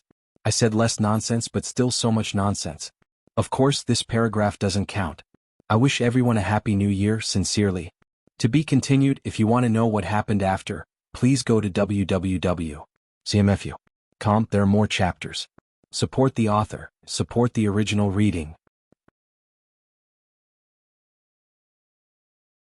Chapter 376. I always feel that something is missing in my life. On the last day of March in Jiangnan, the spring rain silently fell on the pavilion in Hua Garden, gently like the gentle ripples of lovers looking at each other. Below the pavilion, a man and woman were lying on 2 comfortable chairs and talking. Haitang glanced at Fan Xian and shook her head. This life of yours can be said to be complete. What regrets do you have? Fan Xian thought carefully about his past in this life. It could indeed be said to be high-spirited and reckless. He had money, power, and people. He had all the pleasures that others could have. He could also have the pleasures that others could not. For some reason he was very dissatisfied. He knew very well how a person should live their life. But when he really lived like this, the unknown desire in his heart grew stronger and stronger. It had nothing to do with ideals and illusory things. With a pained expression he said, "There was once an emperor. When he was old and muddle-headed, he thought back to the past and said that he had 10 great martial arts and could be called a perfect old man. Of course, when this emperor was young, he was also a muddle-headed ghost. He was an emperor and he was much more arrogant than me. But I don't want to be a muddle-headed ghost. I don't think there is such a thing as perfect in this world." "Do you want to be emperor?" Haitang asked with a not-quite-there smile. She asked a question that everyone around Fan Xian, even Wang Qinian, the most trusted of trusted aides, did not dare to ask. Haitang felt that Fan Xian was truly a wonderful person. Hearing a northern Qi person like her ask such a treasonous question, he did not hide it at all. On the contrary, he sank directly into deep thought. If outsiders saw this, they would certainly think that Fan Xian had already developed thoughts of disloyalty. "Being an emperor is too tiring," Fan Xian said with a headache. Fan Xian said with a headache, "Your emperor, my emperor, although they seem to be living comfortably, it is exhausting. It is truly meaningless." Haitang smiled slightly and said, "I think being an imperial envoy is not much easier than being an emperor." Fan Xian smiled bitterly and said, "To be an emperor, you have to see tens of thousands of people die in front of you and not have your heart tremble. I truly cannot do this." Haitang said with slight surprise, "Don't you always think of yourself as ruthless in front of me?" "I can kill a dozen or 100 people," Fan Xian said seriously. Fan Xian said seriously, "If I were to swim in a sea of blood, I don't know if I would have the courage to do so. Quantitative change leads to qualitative change. I've told you before." He waved his hand and did not want to continue this boring topic. He lay on the chair and carefully listened to the subtle sound of the spring rain moistening the earth. The pavilion gradually fell into silence. In a moment, an official of the Overwatch Council wearing a robe silently appeared at the entrance to the back of Hua Garden. The rain had soaked through his official robe and made his entire body exude a cold aura. It was Deng Ziyu who had just come from Jingdo. Haitang smiled and said, "It seems like you will continue to be busy and continue your plan to kill fewer people." After saying this, the girl did not wait for Fan Xian's reply. Very naturally, she put her hands into her large pockets.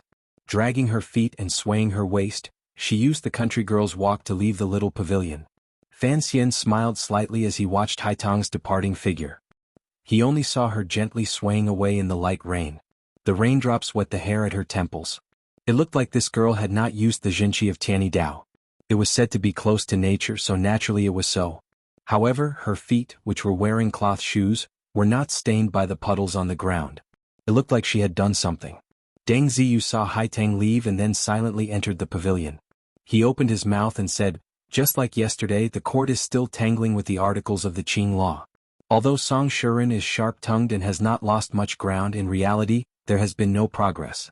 As long as the Suzhou government holds onto the Qing law and does not let go, even with Xia Qifei's will in hand, he will not be able to win this case."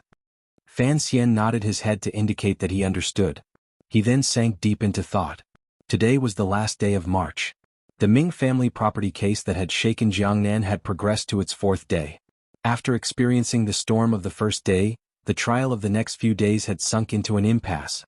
Although this was within Fan Xian's expectations, Fan Xian was a bit impatient to have to listen to the reports of his subordinates every day. On the first day of the trial, Song Shuren had cleverly used the will to confirm that Xia Qifei was a descendant of the Ming family. This news immediately spread from the Suzhou government to all of Jiangnan. Now, everyone knew that the 7th young master of the Ming family had come back to life and was fighting over the family property with the eldest branch of the Ming family. However, the Qing law was established in accordance with the spirit of scriptures. The natural right of inheritance of the eldest legitimate son had long been deeply rooted in the hearts of the people and was written clearly in the law. The will seemed to have already played its historical role. It was difficult for it to be of much help to Xia Qifei's wishes. If Xia Qifei wanted to take back the Ming family's enormous property, it was the same as overturning a rule that people had followed for thousands of years. This rule was so powerful that it could not be overturned by one person. Not only could Fan Xian not do it, even the Qing emperor was afraid. If he used this case to break the natural right of inheritance of the eldest legitimate son, the effects would be too great. Fan Xian furrowed his brows and suddenly thought of a strange matter. If the influence of the Ming family property case continued to expand to the point of drawing out a great debate that liberated the mind, then what about the natural position of the crown prince in the palace? He sucked in a breath of cold air. This plan had been drawn up by Yan Bingyun and had also been approved by Qin Pingping. That old and far-sighted cripple could not have thought of the consequences of this matter. Could it be that the old cripple had received the emperor's secret instructions to begin to shake the atmosphere of public opinion on the crown prince's natural inheritance? The Jiangnan Ming family matter was very big, but if it affected Jingdou, then the matter would become even bigger. It was to the point that Fan Xian did not want to see this situation. Because of his mother, Fan Xian could not just watch as the crown prince inherited the throne and the empress, who wanted to kill him, became the empress dowager. However, in the current situation, directly provoking the crown prince could cause the crown prince to let go of past grievances and unite with the eldest princess and the second prince. Such an outcome was something Fan Xian did not want to see at the moment. Fan Xian sank into silence. His original order to Song Shuren was to do his best to drag out this case and make this case spectacular. The bigger the impact, the better. Only now did he discover that some of the old cripple's thoughts were hidden behind this matter. He trusted Qin Pingping, but it seemed that Qin Pingping had always wanted to protect him for some reason and had not pointed out many things to him. Fan Xian was a person who was very willing to learn to understand and control the situation. Looks like after the Ming family matter temporarily settles, I will actually have to make a trip to Wuzhou. He sighed and felt more and more that his father arranging for him to go to Wuzhou to see his father-in-law was a wise decision. It looked like his father had long known that he would certainly have some misgivings about the situation in court. Now that he was far away from Jingdou, the only person who could truly help him solve the problem face-to-face was the Prime Minister. Deng Ziyu could not guess Fan Xian's true worry, but he could see that the commissioner had different thoughts about the Ming family property case. He furrowed his brows and asked, should we have Song Shuren close the case? In any case, Xia Qifei's identity as one of the seventh sons of the Ming family has been confirmed. In a few days the Overwatch Council will come forward and have him worship his ancestors and return to the family. According to Qing law, the Ming family will have to give him some shares. Although those shares are not very eye-catching, they have reached your earlier goal and allowed him to successfully enter the inner circle of the Ming family. Fan Xian listened to Deng Ziyu's analysis and felt slightly comforted. It did feel good to have a trusted aide at his side. However, he did not reply to his question. Instead he asked carefully, have the 4th Bureau arrange for Xia Qifei. Oh, he should be called Ming Qingqing now. Have Ming Qingqing meet with the 4th of the Ming family. How is this going? Since Xia Qifei was going to be like a thorn in the Ming family's throat, he would have to collude with some of the dissidents within the Ming family. Fan Xian did not have a detailed understanding of the dark and dirty dealings of the rich and powerful families, but in his previous life he had watched the Hong Kong TVB dramas countless times. Deng Ziyu reported, it has already been arranged. Have Xia Qifei meet with the 4th of the Ming family at the beginning of next month. Fan Xian nodded and only then did he begin to talk about the earlier question. Gently biting his itchy inner lip, he calmly said, still have Song Shuren continue to fight. Keep this case going. The bigger the momentum, the better. Even if we can't win, we can't lose. Put pressure on the Suzhou government and don't let them forcefully close the case. Keep fighting until all the gentry and people under heaven are thinking about that problem. Deng Ziyu raised his head and said with slight astonishment, Sir, what problem? Only now did Fan Xian realize that he had let it slip. He smiled and thought for a while. He didn't plan on hiding it from this trusted aide in front of him and said, I want everyone under heaven to start thinking about whether or not the eldest legitimate son should naturally inherit the family property. As the chief of the Qinian unit, Deng Ziyu understood everything about Fan Xian very clearly. Hearing the commissioner's words, he pondered it for a moment and understood the meaning behind it. His face paled in shock and he raised his hands in a salute to dissuade him. Sir, you can't. If the court and palace suspect your intentions, it will not be easy to clean up. Fan Xian lowered his eyelids slightly and said, Ziyu, you seem to have forgotten my identity. My surname is Fan. Don't worry too much. As for suspecting my intentions, I'm afraid the nobles in the palace will suspect that I have overstepped my duty as a teacher. He had already thought it through. In any case, he would have to face the Eastern Palace sooner or later. At this time he would follow Qin Pingping's intentions and stab the other party. In any case, given his present power and position, as long as it wasn't a rebellion, no one could do anything to him. Furthermore, even if some people thought that he was creating this kind of public opinion for his own future, more people would think that Fan Xian was making arrangements for the third prince. Don't report this matter to the director, Fan Xian ordered. It is only a small matter. Deng Ziyu was completely unable to hide his shock and fear. He smiled bitterly and thought that the propaganda campaign for the fight for the air had officially begun. Was it still a small matter? Fan Xian thought of something and suddenly laughed in spite of himself. Song Shuren is nothing more than a litigator. Is he the fulcrum that moves the earth? Perhaps I'm overcomplicating this matter. Debating the Qing law in court probably has little to do with the old rules of the world. Deng Ziyu didn't understand the words earth, but he guessed the general meaning. He smiled bitterly and replied, Song Shuren meeting Chen Buchang can truly be described as a general meeting a talented person. The two sides fight with sparks flying everywhere. It's not just about Qing law. If the contents of their debate in court were to spread, it would probably make people think more about that problem. Fan Xian's interest was piqued. Oh, then I have to go take a look. Go call the third prince in Dabao. In a bit, the whole family will go to the Suzhou government to watch the show. Deng Ziyu smiled bitterly and accepted the order. Under the cover of the fine rain, 3 completely black carriages left Hua Garden and slowly drove to the street closest to the Suzhou government office. The people in Hua Garden were going to eat lunch. At this time, the Suzhou government was also temporarily resting, so no one was in a hurry. Although it was the food street closest to the Suzhou government, it was still quite far away. Sitting on the 3rd floor of the Suzhou branch of Xinfeng restaurant, Fan Xian leaned against the railing and looked in the direction of the Suzhou government through the layers of rain. Angrily he said, I'm not a clairvoyant, how am I supposed to watch the show? Deng Ziyu had sent people to book the restaurant earlier and was now setting up defenses. Hearing the commissioner scolding, he couldn't help but smile bitterly and say, Commissioner, this is already the closest. Although the whole family is going out to watch the show, it's not good to drive 3 large carriages to the Suzhou government and alarm the government. It will also make the common people's eyes open. It really won't do. Fan Xian sighed and said, if I had known it would be like this, I would have just eaten Yang Jimei's cook at home. Why would I come out in the rain? As he spoke, someone pulled on the corner of his clothes from behind. He turned his head to look and saw it was the charmingly naive Dabao. He couldn't help asking in surprise, Dabao, what is it? Dabao grinned and said, Xiao Xian, this home also has a receiving bun. Dabao used his thick finger to point at the table. In a single steamer there was a single large white steamed bun. It was bustling with activity, and the fragrance inside gradually overflowed. Fan Xian sighed and sat by Dabao's side. As he used his chopsticks to separate the steamed bun, he took out a spoon and ladled the oil from the bun into Dabao's bowl. With a smile he said, this is also Xinfeng restaurant, except it's a branch in Suzhou.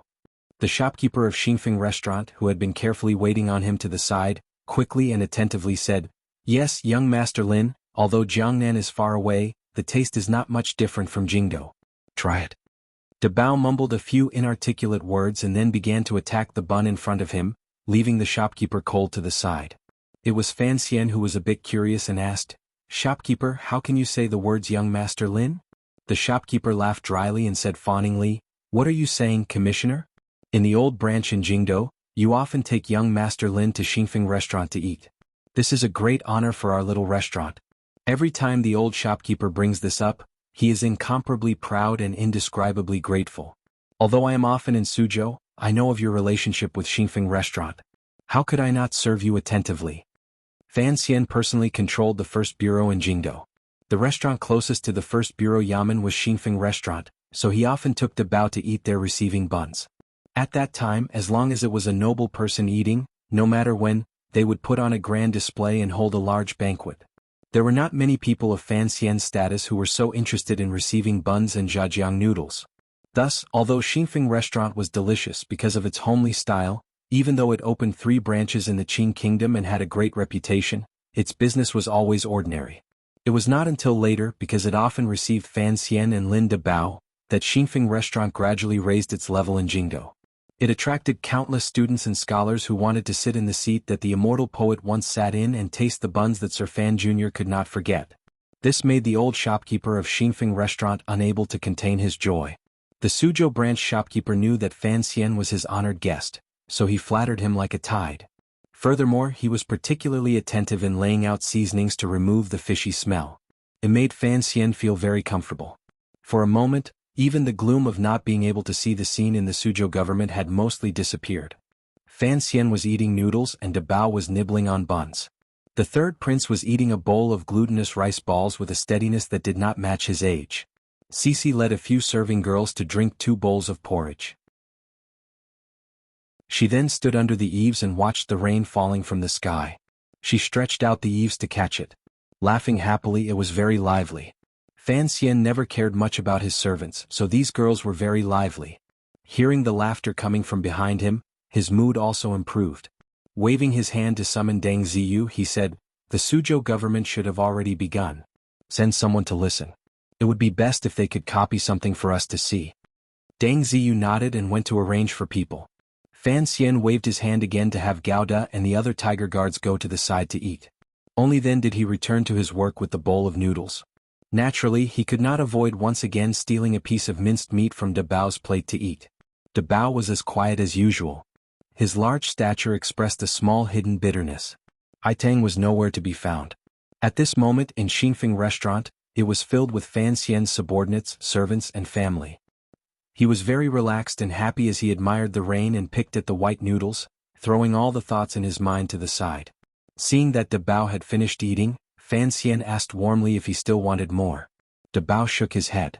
Fan Xian took out a handkerchief from his clothes and carefully wiped away the oil and water by the side of De Bao's mouth. The third prince looked at this scene and felt slightly surprised. A strange expression flashed through his eyes. The tiger guards at the table to the side also froze. Everyone knew of Fan Xian's love and care for De Bao.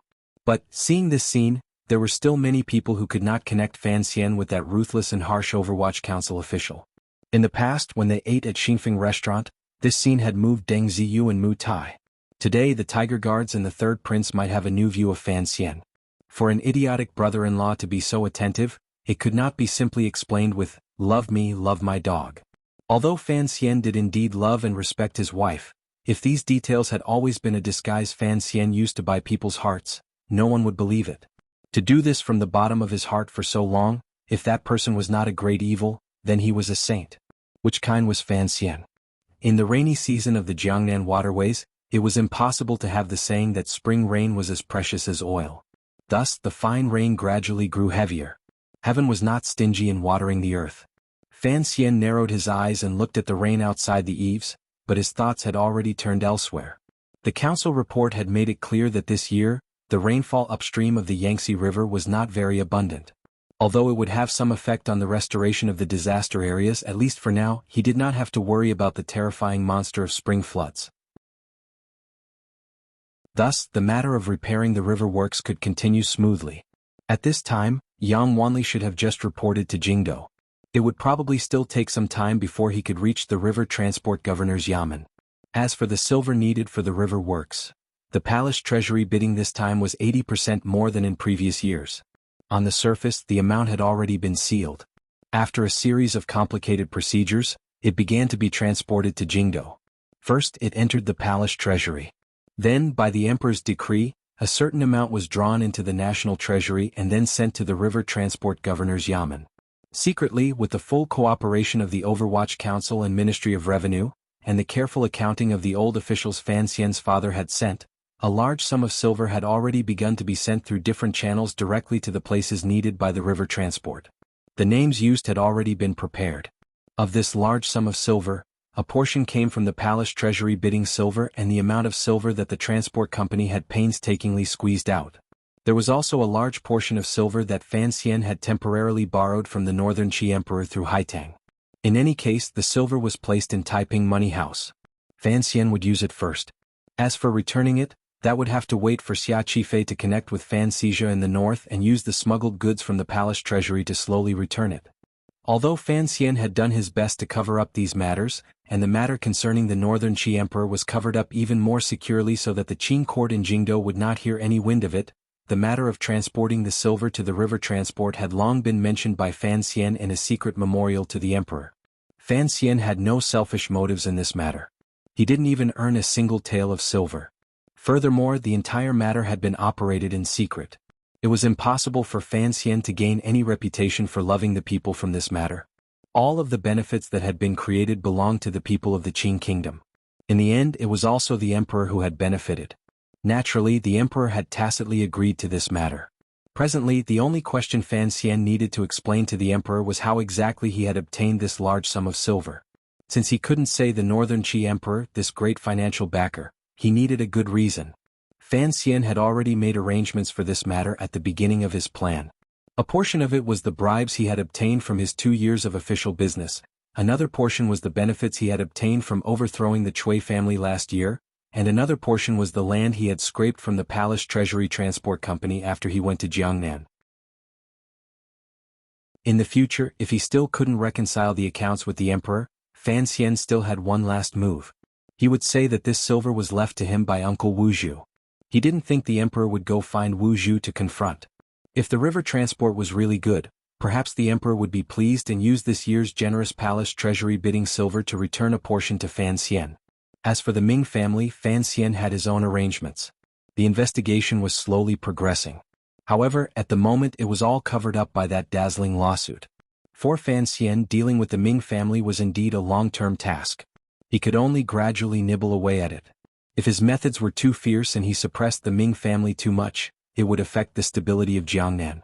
The Jiangnan governor, Shui Qing, would probably be the first person to stand up and oppose it.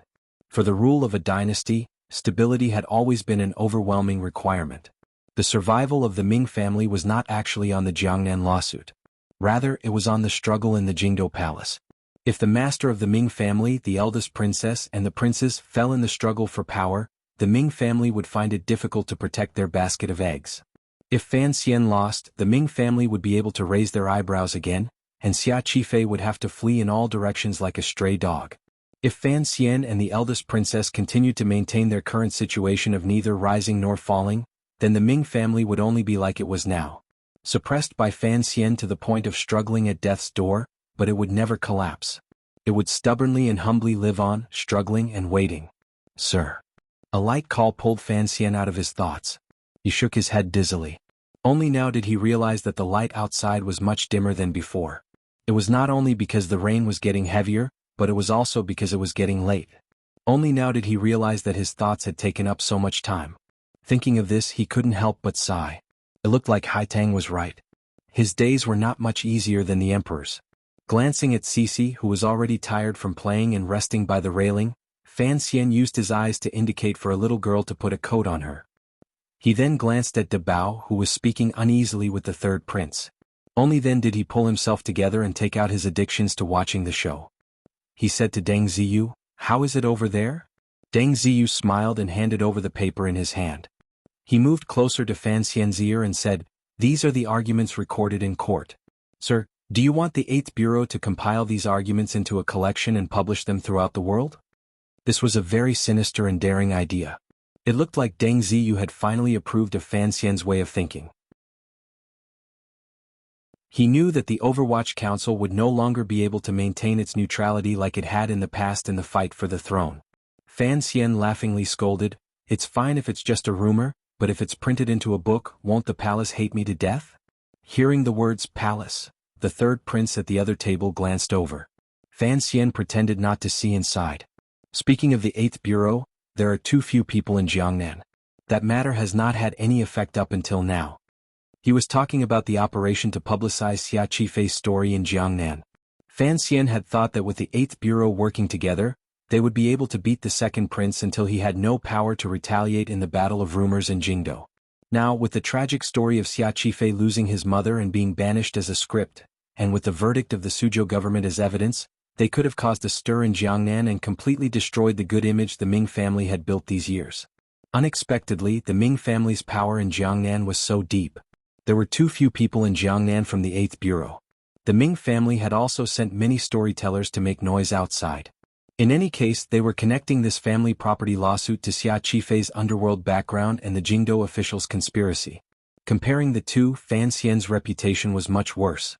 Although the Jiangnan people believed that Xia Qifei was the 7th son of the Ming family, they all thought that the reason Xia Qifei had suddenly jumped out this year was because the Jingdo officials represented by Fan Xian wanted to bully the good people of Jiangnan. Fan Xian thought of this and felt it was funny.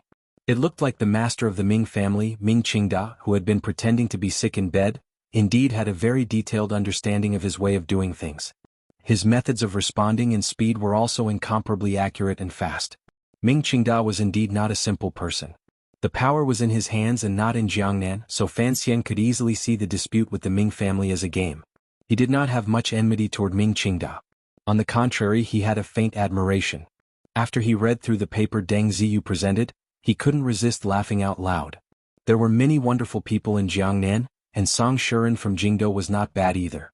The lawsuit in the Suzhou government had already gradually left the boundaries of Qing law and was beginning to develop in the direction Chen Pingping hoped for. Both sides quoted classics and discussed classics. Every word they said was the former way. They raised their hands and bowed to Master Zhuang. It did not look like they were fighting a lawsuit. For the sake of the eldest son's right to inheritance, which was deeply rooted in people's hearts, it was like the two sides were holding a lecture before an exhibition. Fan Xian smiled and shook his head. The tense and somewhat absurd scene of the Suzhou government trial seemed to rise before his eyes. In the court of the Suzhou government, the debate was still going on. It was already the fourth day. The main generals of both sides were a bit tired after repeatedly using their brains. Thus, the time between the opening of the court was much longer than the first day. Before much could be said, someone would rush to ask for a rest. The Suzhou Zhizhou also understood that Xia Qifei wanted to drag it out, but he had no choice. He had long received the imperial envoy's verbal order for him to judge the case impartially and not carelessly close it. Since he could not carelessly close it, he had to let both sides argue. However, Song Shuren and Chen Buqiang were both famous and talkative characters. If he let them argue, they could probably talk for an entire year. The Suzhou Zhizhou had seen it all and was indifferent. Every time both sides asked for a rest, he would smile and allow it. He would also order bailiffs to bring over stools for both sides to sit on. As for things like tea, he would not be lacking. Ming Lansher's face was ashen as he sat on the stool. These days, this young master of the Ming family had also been dragged on miserably. His family's business could not help at all. Those uncles were all useless people who ate and did not do anything. After the palace treasury bidding, the matter of importing goods to North Min needed important figures in the family. Thus, he could only let his father, who had always said he was sick in bed, stand up again and take charge of these matters. The Ming family knew that the imperial envoy wanted to use this case to throw their family into disarray and thus make their family unable to split themselves in the palace treasury business. However, the Ming family did not have a good way to respond, so they could only keep dragging it out with the other side. In any case, looking at the situation, the case might drag on for a year. In any case, as long as they didn't lose, it was fine. At this time, it was the Ming family's turn to speak. The face of the famous Jiangnan litigation master, Chen Buqiang, was a bit pale. It looked like he had expended a lot of energy these days. He took a hot towel from the hands of a student beside him and wiped his face vigorously. Pulling himself together, he walked into the hall and said seriously, "The ancient sages have spoken of the so-called 5 human relations. Father and son are related, ruler and minister are righteous, husband and wife are different, elders and children are orderly, and friends are trustworthy. Sir, since Sir Xia has been determined to be the 7th young master of the Ming family, the relationship between father and son is not different from the eldest branch of the Ming family." Before he finished speaking, Song Shuren had already cut him off in a strange tone, "Not Sir Xia, Sir Ming. Don't say anything wrong. Otherwise, after the case is over, Ming Qingqing, the 7th Ming master, can continue to sue you." Song Shuren's expression was also not very good. His eyes were sunken. This time, he had come to Jiangnan alone and hadn't had time to bring any servants or students. Although he had the help of the Overwatch Council scribes, it was not easy to find evidence in piles of old papers and find scriptures beneficial to one's side. Furthermore, the other party was a local litigation master with countless people helping him from behind. After fighting for 4 days, even the best litigation master in the world could not keep his spirit up. Hearing Song Shuren's words, Chen Buqiang was not anxious. He smiled merrily and bowed in apology to Xia Qifei. He then continued, "However, the words elders and children are orderly, have to be careful. Since Ming Qingda is the legitimate son of the eldest branch, of course, he has the right to dispose of the Ming family property." He continued to speak in a loud voice, "There is a saying in the 4 rules of mourning. The sky cannot have 2 suns, the earth cannot have 2 masters, the country cannot have 2 monarchs, and the family cannot have 2 nobles." The more Chen Buqiang spoke, the more impassioned his voice became. This has been the case since ancient times, how can it be changed? The Qing law has long been set. Xia, why must Sir Ming continue to be entangled in this? Sir, please settle the case as soon as possible. Song Shuren stood up with some difficulty and smiled under Xia Qifei's concerned gaze. He walked to the front of the hall and proudly said, the so-called family property is just inheriting the title and dividing the property. What Sir Qin said earlier, I do not have any different meaning. However, inheriting the title is one thing, dividing the property is another. The old Ming master once had a title, and it has now been inherited by Ming Qingda. Sir Ming Qingqing does not doubt this. However, inheriting the title is only in terms of the number of legitimate sons and concubines. Dividing the property is another matter. Chen Buchang said slightly angrily, inheriting the title is the guarantee of dividing the property. Since the title is clear, the right to divide the property is naturally ready to come out. Inheriting the title and dividing the property were the two most important parts of inheritance. Song Shuren smiled coldly and said, but dividing the property is the foundation of inheriting the title. Earlier you spoke of the Qing law, now I will speak of the Qing law. He slapped the golden fan in his hand and said in a loud voice, the 34th rule of the Qing law, household management is controlled by the elders and family property is public property. My master has no opinion on household management, but this family property is public property. Of course it has to be carefully divided. As for how to divide it, since the old Ming master's will is here, of course, it has to be done according to the previous master. Qin Buchang was angry. How could there be such a stiff argument to separate inheriting the title and dividing the property? The Qing law also says, if one lives with an elder and does not divide the family property evenly, the crime will be judged as a lowly child using the family property for personal gain. 20 strokes of the cane. Song Shuren looked coldly at Ming Lansher and said each word clearly and clearly, my master was exiled from the family when he was young. Does this count as purposely dividing the family property? If 20 strokes of the cane, would the Ming family only have 200,000 strings of coins? I want to see just how many butts the Ming family has to be spanked. Ming Lansher stood up angrily. Song Shuren changed his direction and smiled slightly at the Zhizhou in the hall. He then said, this is the Qing law. The Ministry of Justice, the lowly child using the family property for personal gain. Back then you also studied law, so you should know that what I say is not wrong. Not waiting for the Ming family to respond, Song Shuren once again proudly said, speaking of laws, I still have one more. In the Qing law, it is clearly stated in the marriage of a righteous household, that living together should be divided. Those who do not divide equally will be judged as having stolen goods reduced by 3 levels. What kind of crime is this? This is the crime of a thief. Qin Buchang narrowed his eyes. He had great admiration for this litigation master from Jingdo. It was clearly a simple family property lawsuit, yet he had forcefully divided it into 2 areas, inheritance and division of property. Then he had jumped around like a monkey in these cracks, pressing forward step by step. Although he held the Qing law and firmly stood his ground, he had not expected that the other party would remember so clearly even the small provisions of the law from many years ago. The Qing laws that Song Shuren had just mentioned were all things that the court had forgotten to change when they were revising the law. They had probably long disappeared into some dark place in the library that even a rat would not bother to rummage through. Yet they had been found so carefully by the other party and used so openly in court. This litigation master was indeed powerful. Song Shuren's expression was calm, but his eyes gradually became bloodshot. To be able to fight the lawsuit to this extent was already the limit of his abilities. Inheritance and division of property, if it was truly twisted, was indeed complicated. A bit of confidence gradually grew in his heart. Even if that will was still invalid in the end, he could at least try to create the effect of dividing the family property equally. 1/7 of the Ming family was not a small number.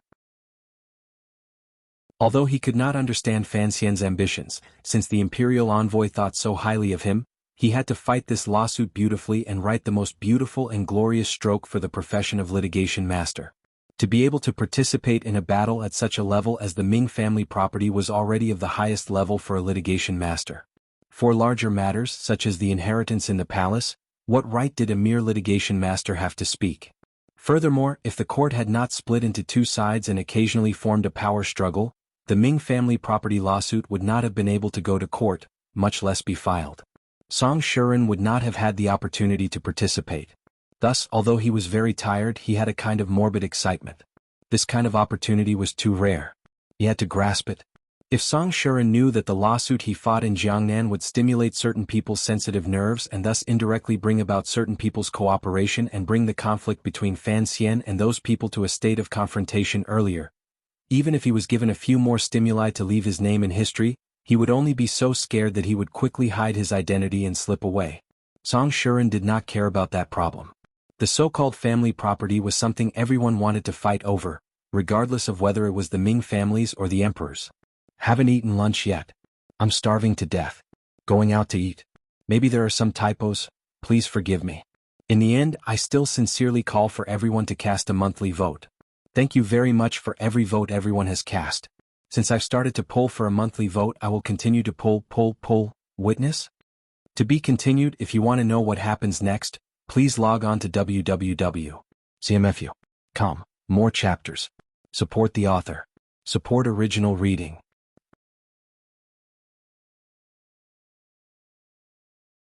Chapter 377. Just like what Fan Xian often said, no matter what happened, life had to go on.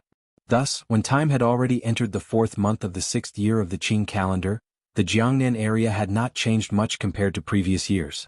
The sensational Ming family property lawsuit was still continuing.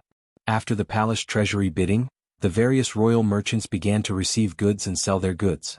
The officials were still surreptitiously collecting silver, and the people of Suzhou were still salivating about national affairs, family affairs, and sexual affairs. There were some small changes. First of all, the Ming family property lawsuit had been going on for too long. Both sides had been tossing and turning for too long, so much so that it gradually lost the initial feeling of novelty and excitement. Each day there were fewer and fewer professional spectators waiting outside the Suzhou Yamen. The Suzhou Zhizhou and the litigation masters from both sides were almost unable to withstand this marathon-like torment. From opening every day to opening every 3 days, it had already been 6 days without opening.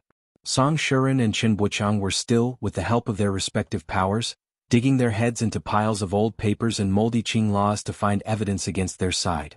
The Ming family and Xia Qifei's focus had already shifted away from the case. The Ming family knew they couldn't let the imperial envoy drag their spirits on the family property lawsuit. They forcefully pulled themselves together and began to take care of the palace treasury business that was sure to lose money this year. They only hoped to lose less. Xia Qifei also had to start learning how to do business. With a shake of his body, he had become the largest royal merchant in Jiangnan other than the Ming family. In the past, most of the Cui family's routes to the north had been taken over by him. He had to reopen the defense routes of each province and connect with the merchants in the north. Although Fan Xian was helping him behind the scenes, this was still a complicated task.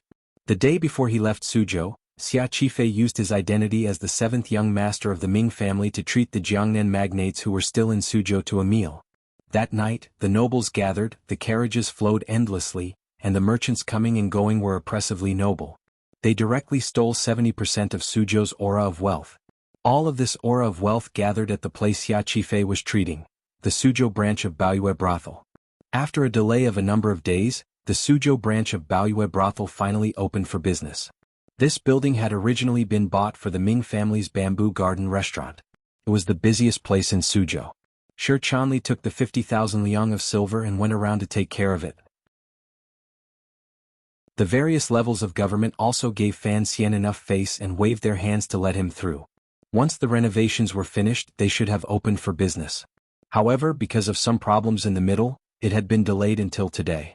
The problem was that the Baoyue brothel did not have a famous girl that they could bring to the table. Everything in this world was about a brand. Although Shi Chanli had borrowed a few prostitutes from the bosses of the Jiangnan brothels, he did not have a famous girl that was famous throughout Jiangnan. The Baoyue brothel, which wanted to make a name for itself in Jiangnan, did not dare to open up like this. So, it was delayed until Sangwen came to Jiangnan. Using her status in the Jianghu, she attracted a few Jiangnan Mingchu masters. Shi Qinger of the main Baoyue brothel in Jingdou also spent a great deal of effort to invite a newly rising popular courtesan on Lujing River, as well as a Western Lake beauty that the great prince had stolen from the Western Lake. She sent these 2 girls to Suzhou. Paired with the Mingchu masters, Shi Chanli finally had the confidence to officially open for business. That night, Xia Qifei invited a group of Jiangnan's wealthy to a banquet on the 2nd floor. Red lanterns hung high and soft music played. It was perfect for the opening of the Baoyue brothel. On the first day of the Baoyue Brothel's Suzhou branch opening, they did not take in a large number of guests. They only attracted all of the wealthiest people in Jiangnan. Once this momentum came out, wouldn't those self-proclaimed romantic young masters and the sons of officials all pounce over in a few days like dogs with their tongues out? The newly rising popular courtesan on Lujing River in Jingdou was named Liang Diandian. She was not more than 16 years old and had an innate romantic air. Between her still childish brows floated a soul-stealing charm. Yet there was a glimmer of coldness hidden within the charm. She had just made her debut when she stole the gazes of thousands of people in Jingdou. She was praised as the girl with the most potential to sit firmly in the leading position after Yuan Meng and Si Lily, who had become a brothel legend of a generation. However, this Liang Diandian did not have much time to show off her dress in Jingdou before she was forcefully bought by the Baoyue brothel, full of unwillingness, and sent to Suzhou. She could not help but feel a bit uncomfortable in her heart. However, knowing the background of the Baoyue brothel, she could not force anything. However, after she came to Suzhou, she signed a rather novel contract with shopkeeper Sangwen, which greatly surprised this girl who was not even 16 years old. The contract seemed to be beneficial to her. How could there be such a good brothel keeper in this world? The other beauty from Shi Lake was indeed very different from the women of the Central Plains. Her eyes were slightly sunken but did not appear out of place. On the contrary, the deep ridges deepened the attractiveness of her face. Particularly, her slightly dark skin did not appear rough. On the contrary, it had a mysterious beauty like a black pearl. Furthermore, this Shi Lake beauty's figure was very curvaceous.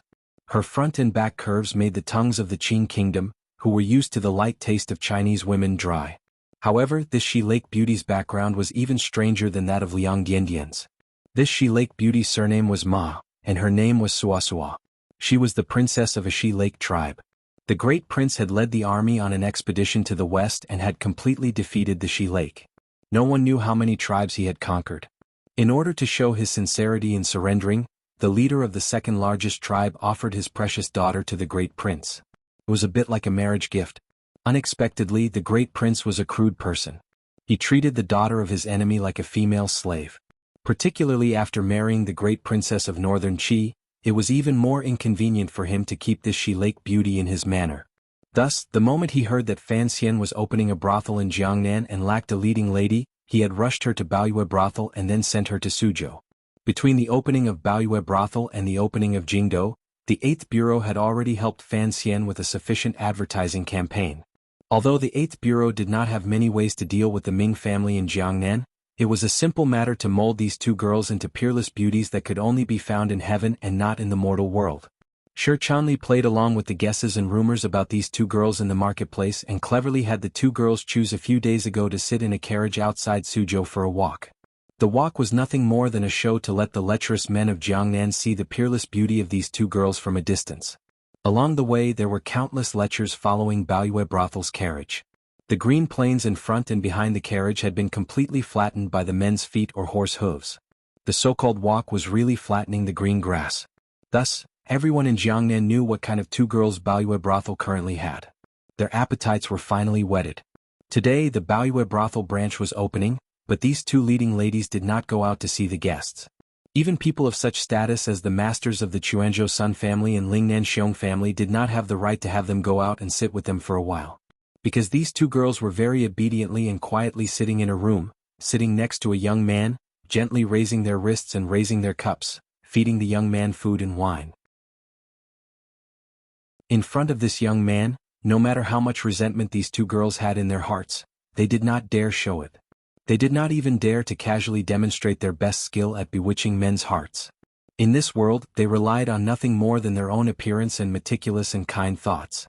The young man sitting peacefully between the two of them had a delicate and handsome appearance. As for his thoughts, everyone knew that Sir Fan Jr. had a crystal heart.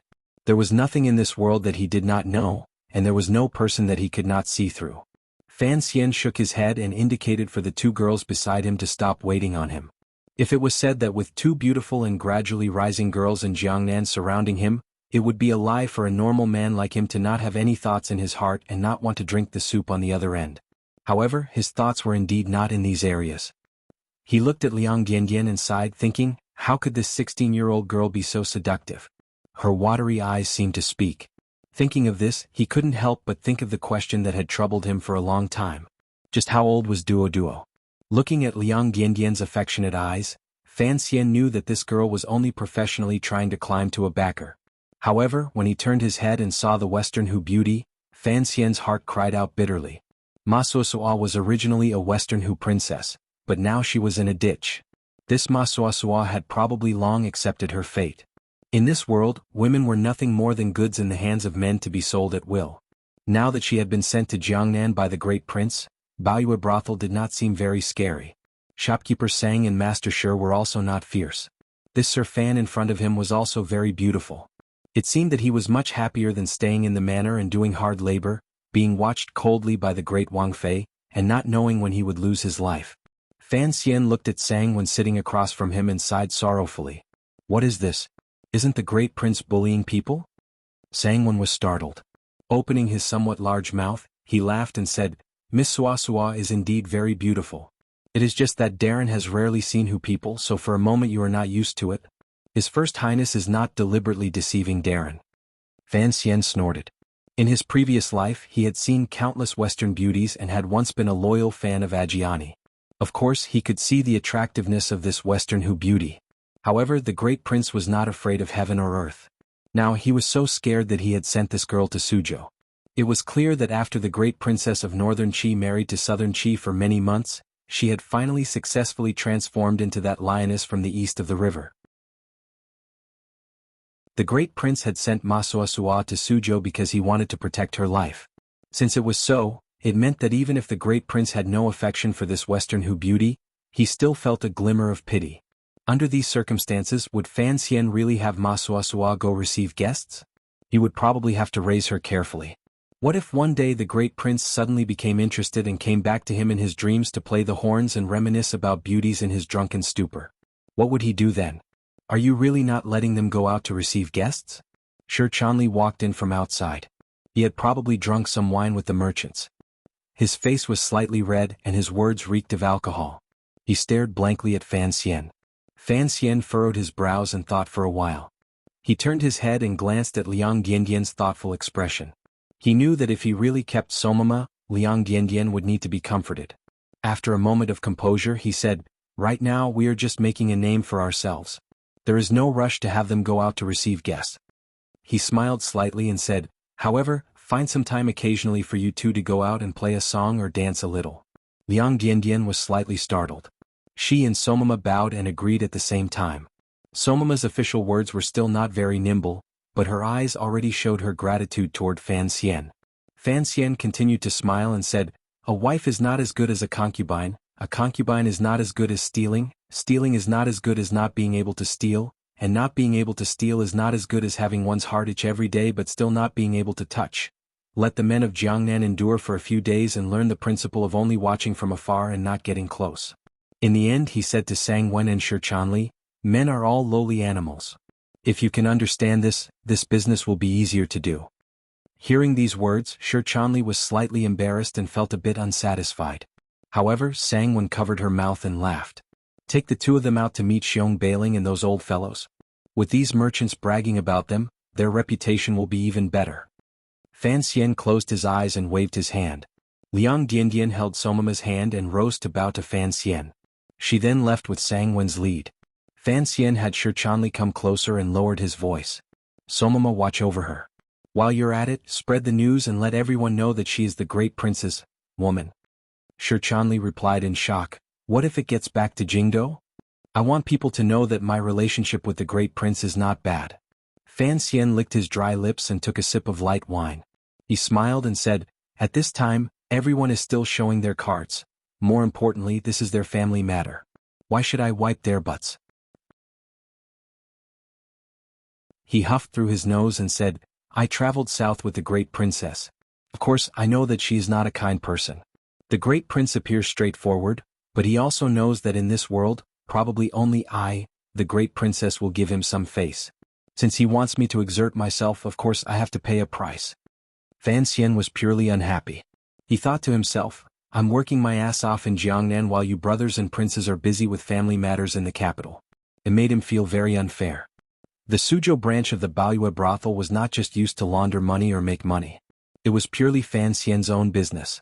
It shouldered the important responsibility of becoming Fan Xian's second intelligence system. In the depths of Fan Xian's heart, he still did not fully trust the Overwatch Council. Whether or not he could have the Overwatch Council was still a matter of one word from the Emperor in the current situation.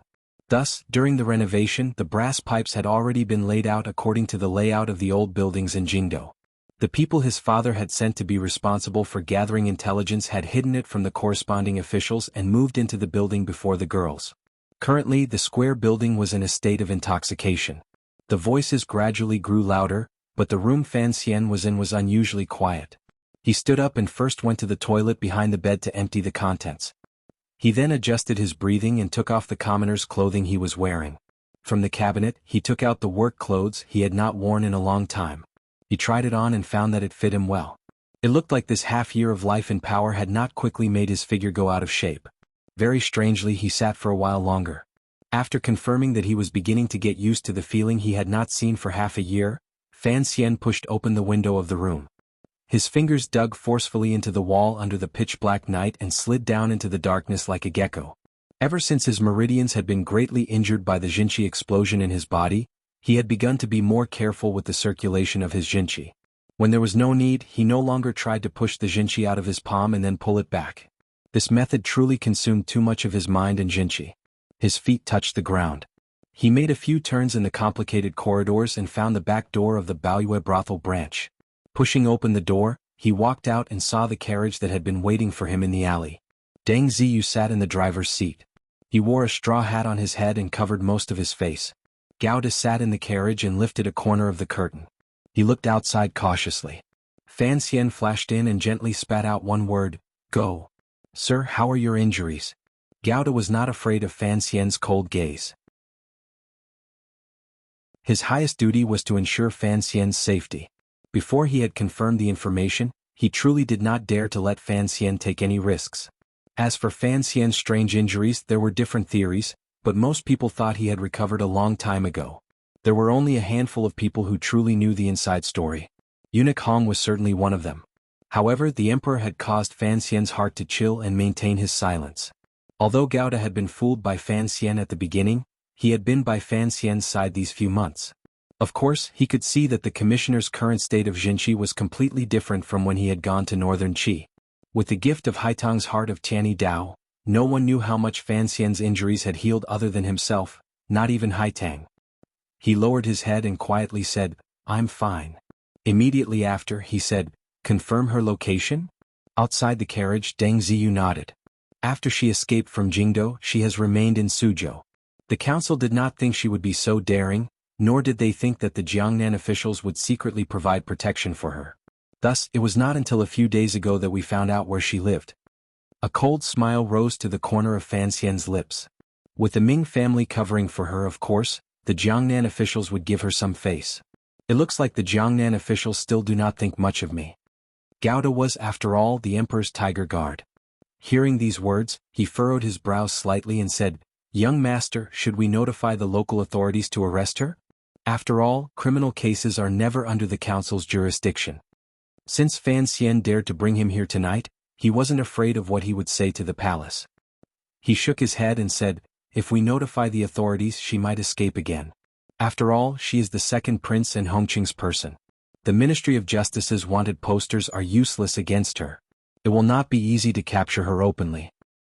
We should have brought more people." Gao De furrowed his brows and said, "Since she was ordered to escape, she will certainly have aces by her side. It will not be easy to capture her alive." "Not capture her alive, just kill her." Fan Xian leaned against the back of the chair and closed his eyes to rest. "I don't need to use her to defeat the Ming family. I only need to use her to suppress the Ming family. Today is the opening of the Baoyue brothel branch. No one should have thought that we would find her and make a move. Furthermore, no one would have thought that I would personally do it." Gao De wanted to speak but stopped. He began to understand Fan Xian's thoughts, but he was unable to stop him. The purpose of Fan Xian's actions tonight was actually very simple. Since the Jiangnan road officials were faintly standing against him on the road to defeating the Ming family and dared to cover for the Ming family, Then he was going to use tonight's matter to intimidate the Jiangnan Road officials. For those officials, there was nothing more powerful than fresh blood and death to demonstrate the Overwatch Council's power. The carriage sank into a death-like silence. There was only the sound of the wheels grinding on the rocks below. The carriage drove to a quiet alley in Suzhou. It was still some distance away from the manor when it stopped. Fan Xian touched the dagger in his boots and gently pressed the soft sword at his waist. He had borrowed this sword from Haitang. After carefully confirming the equipment, he opened his mouth and said in a low voice, "Gauda, you are responsible for the outside. Leave no one alive. Don't let her slip away." Gauda made a sound of acknowledgement in a heavy voice. "Ziyu, have the people we sent to the governor's manor been prepared?" Fan Xian asked. Deng Ziyu nodded. "Wait for us here. Be careful." After saying this, Fan Xian flashed out of the carriage like a black loach and quickly disappeared into the darkness below the high wall. Tonight only 3 people had come. Given Fan Xian's present identity, he should not have come alone to take such a risk. However, today's matter had to be done in secret. Furthermore, the most important reason was that Fan Xian had always had this kind of adventurous impulse in the depths of his heart. Furthermore, he had to use this action to recover his confidence in martial arts. At the same time, he wanted to test just what level he had reached with his secret practice of the sword these few days. Gauda calculated the time and estimated it was about time. He retied the hemp rope around the hilt of the long knife and walked down from the carriage. Like a god of death, he walked steadily to the back of the manor. Who knew how many aces were hidden in that manor in the dark night? Yet there were only 2 of them. Probably only Fan Xian and Gauda had this kind of confidence. Gauda stood silently under the back wall of the manor. His entire body seemed to have become one with the stone wall, gradually becoming indistinguishable. The zhenqi in his body gradually began to circulate. He could clearly hear the fine sounds inside the wall. Occasionally there would be a light sound in the courtyard. It was like the sound of the commissioner's favorite hard-tipped goose feather quill cutting through paper. If one did not listen carefully, no one would notice this sound. Gauda knew that one person had already died to Fan Xian's hand. Another muffled sound rang out like a sesame seed cake that had just come out of the oven and suddenly deflated. Gauda's brows furrowed slightly. Had the commissioner used his palm to split open someone's head? Fan Xian was like a ghost in the night, walking steadily and silently through the courtyard. Behind him were a few bodies.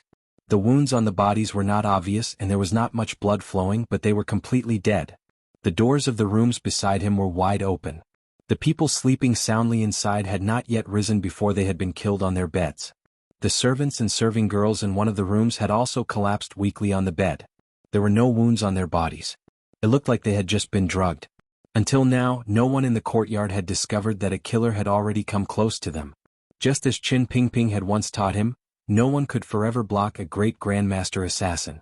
For an assassin like Fan Xian, whose power had reached the 9th level and who had studied dark techniques since childhood, there were not many places in the world that could block him. As Fan Xian walked silently toward the back of the courtyard, he used a vigilant gaze to watch the tall walls on both sides. The Overwatch Council's intelligence reports were detailed enough. They had clearly investigated the defenses of this courtyard, so no one hiding in the dark could escape his cold, eagle-like eyes. He walked past a tree. A person flashed behind the tree.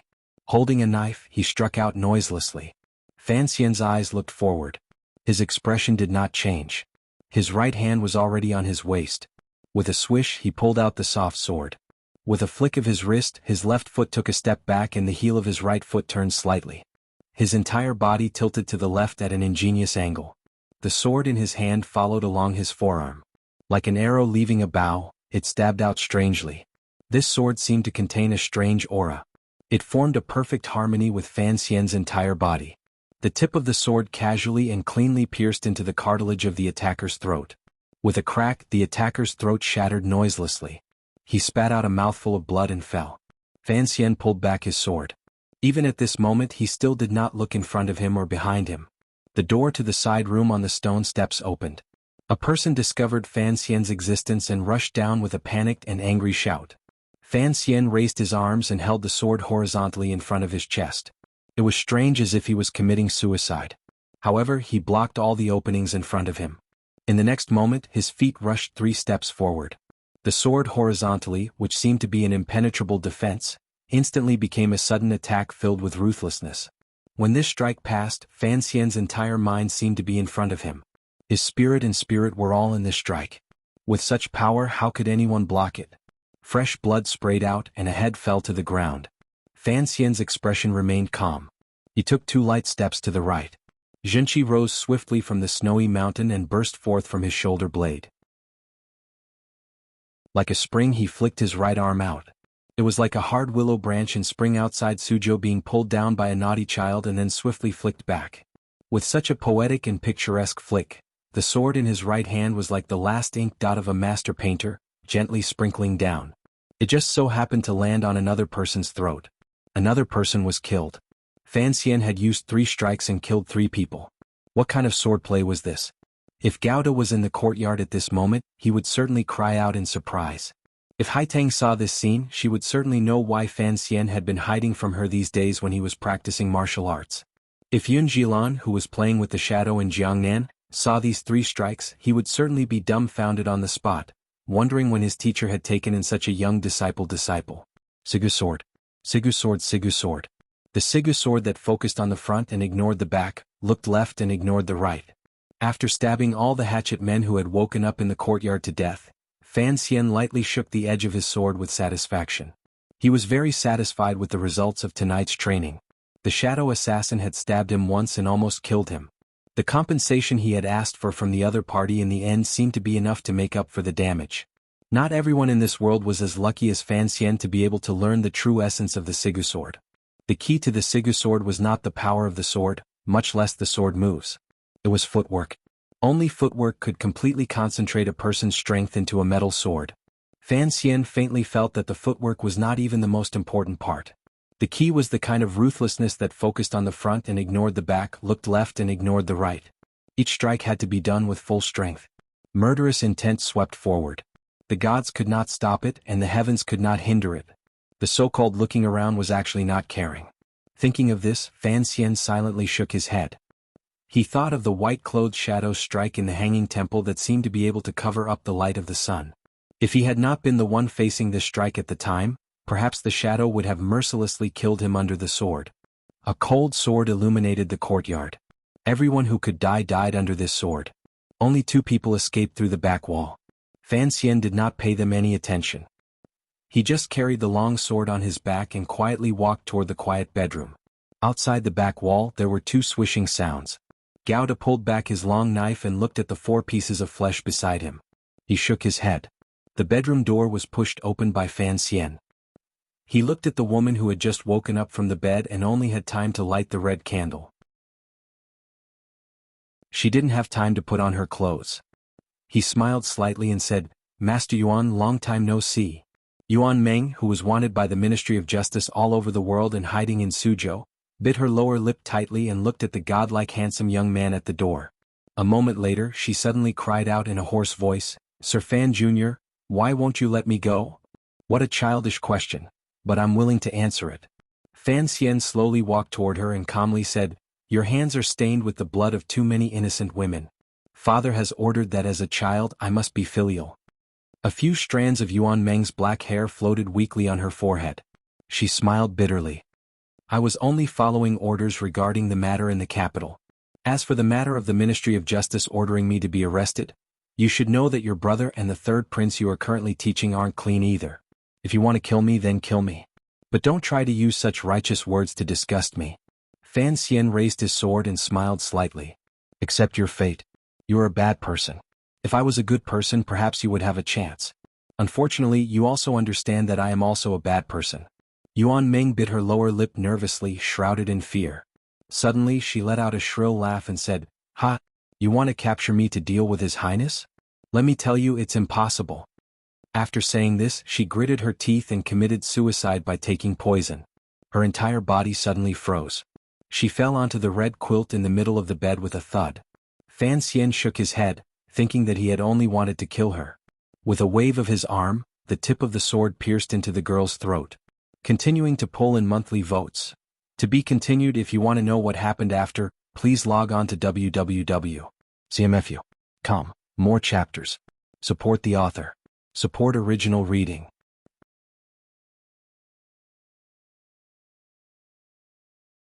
Chapter 378. An inauspicious bird cry rang out in the dark night. The clouds parted and the moon rose. Occasionally, a black shadow swept out from the treetops. Up the mountain. Fan Xian and Gauda returned to the carriage. Fan Xian said to Deng Ziyu, "Be quiet." Deng Ziyu nodded and gently waved the reins. The horse with its teeth pulled the carriage. It went around the deathly silent courtyard and headed toward the back of the city. Behind the courtyard was a hill hidden in the darkness. There were also spring trees. Looking down from there, no one should be able to discover their group. In the carriage, Fan Xian silently took off the gloves on his hands. The gloves were as thin as a layer of skin. He carefully wiped the blood on the soft sword with his glove and confirmed that there was no longer a trace of blood on the sword. Only then did he put the soft sword back to his waist. Then he steadily flicked his index finger. Some powder fell on the glove and with a boom, it burst into flames. Gauda glanced at him and took out a metal bucket from under the chair and placed it in front of him. Fan Xian threw the burning gloves into the metal bucket and narrowed his eyes at the gradually dwindling flame. The flames in his eyes also gradually extinguished. Before long, the carriage had already reached the top of the hill. The courtyard below was still silent. The people inside were either dead or unconscious, so they could not make any noise. No one knew that a murder had occurred inside, so no one would come to see. No one knew what Fan Xian was preparing to see by staying on the mountain behind. Deng Ziyu gently patted the back of the horse's neck. He entered the carriage and sat down silently. Fan Xian lifted a corner of the curtain and looked down. He didn't know how long he had looked, but there was still no change. It will probably be a long time before they discover what happened here. Deng Ziyu looked at the time. It should be the middle of the night. He urged Fan Xian, "They won't come so early." Fan Xian smiled. He knew he was indeed a bit impatient. He quietly said something to Gauda and then leaned against the back of the chair and closed his eyes to rest. Gauda lifted up a blanket and covered his body. Gradually his slightly cold body warmed. Fan Xian felt drowsiness in the warmth. Just like this he fell into a deep sleep. After sleeping for an indeterminable amount of time, Fan Xian opened his eyes and made a sound of acknowledgement. Deng Ziyu lifted the curtain and glanced down. Lowering his voice he said, "They're here." Fan Xian lifted the blanket and put his head by the window. He narrowed his eyes and looked down. Outside the house that Yuan Meng had been living in seclusion all this time, a person suddenly appeared. That person knocked on the door with familiarity. The rhythm of the knocking clearly hid some kind of secret signal. It seemed that he was the contact person of the Jiangnan forces responsible for contacting Yuan Meng. The man was wearing a thin cotton coat and had an ordinary appearance. He knocked on the door of the house for a long time and found that no one answered him. He seemed a little surprised and nervous and immediately retreated into the darkness. Fan Xian, who was watching from the top of the mountain, was not anxious. He knew that this person would definitely return. Sure enough, that person didn't go far. After a short while, a person's head sneakily poked out from the northwest wall. It was that person who was spying on what was happening in the courtyard. The man gathered his courage and jumped into the courtyard. The three people on the mountain could no longer see what that person saw in the courtyard. They could only hear an extremely suppressed soft cry. That person must have finally discovered the large number of corpses in the courtyard and the tragic scene of a pool of blood. The courtyard door was immediately pushed open. That person lowered his head and rushed into the darkness, presumably to report to his master. Fan Xian stretched lazily in the carriage and yawned. Only now did he notice that the sky was gradually turning white. He couldn't resist smiling and saying, "It's almost daybreak. If the other party wants to hide this matter, they have to hurry." Deng Ziyu nodded. Each manor has sent people to keep watch. Whoever receives this news tonight will have intelligence reports tomorrow. Fan Xian smiled and said, "Guess, who exactly are the people who are coming to take care of Yuan Meng's funeral today?" Deng Ziyu forced a smile and said, "The Suzhou government will certainly send people. Sir, I'll keep watch here. You should go back to the manor and rest first." Fan Xian smiled and didn't say anything more. Yuan Meng's death shocked the Jiangnan officials who were secretly protecting her. Killing in the night and spying in the morning, anyone who could learn of Yuan Meng's death in such a short time and rush to take care of the funeral was, of course, the official who played a dishonorable role in this matter. More accurately, who exactly were the eldest princess trusted aides in Jiangnan Road? They should be able to find out a bit this morning. Fan Xian had no other choice. The Overwatch Council did not have enough people in Jiangnan. It was impossible to place a fatal spy in every manor. They could only use the method of separating and monitoring and the method of killing Yuan Jingmeng to investigate.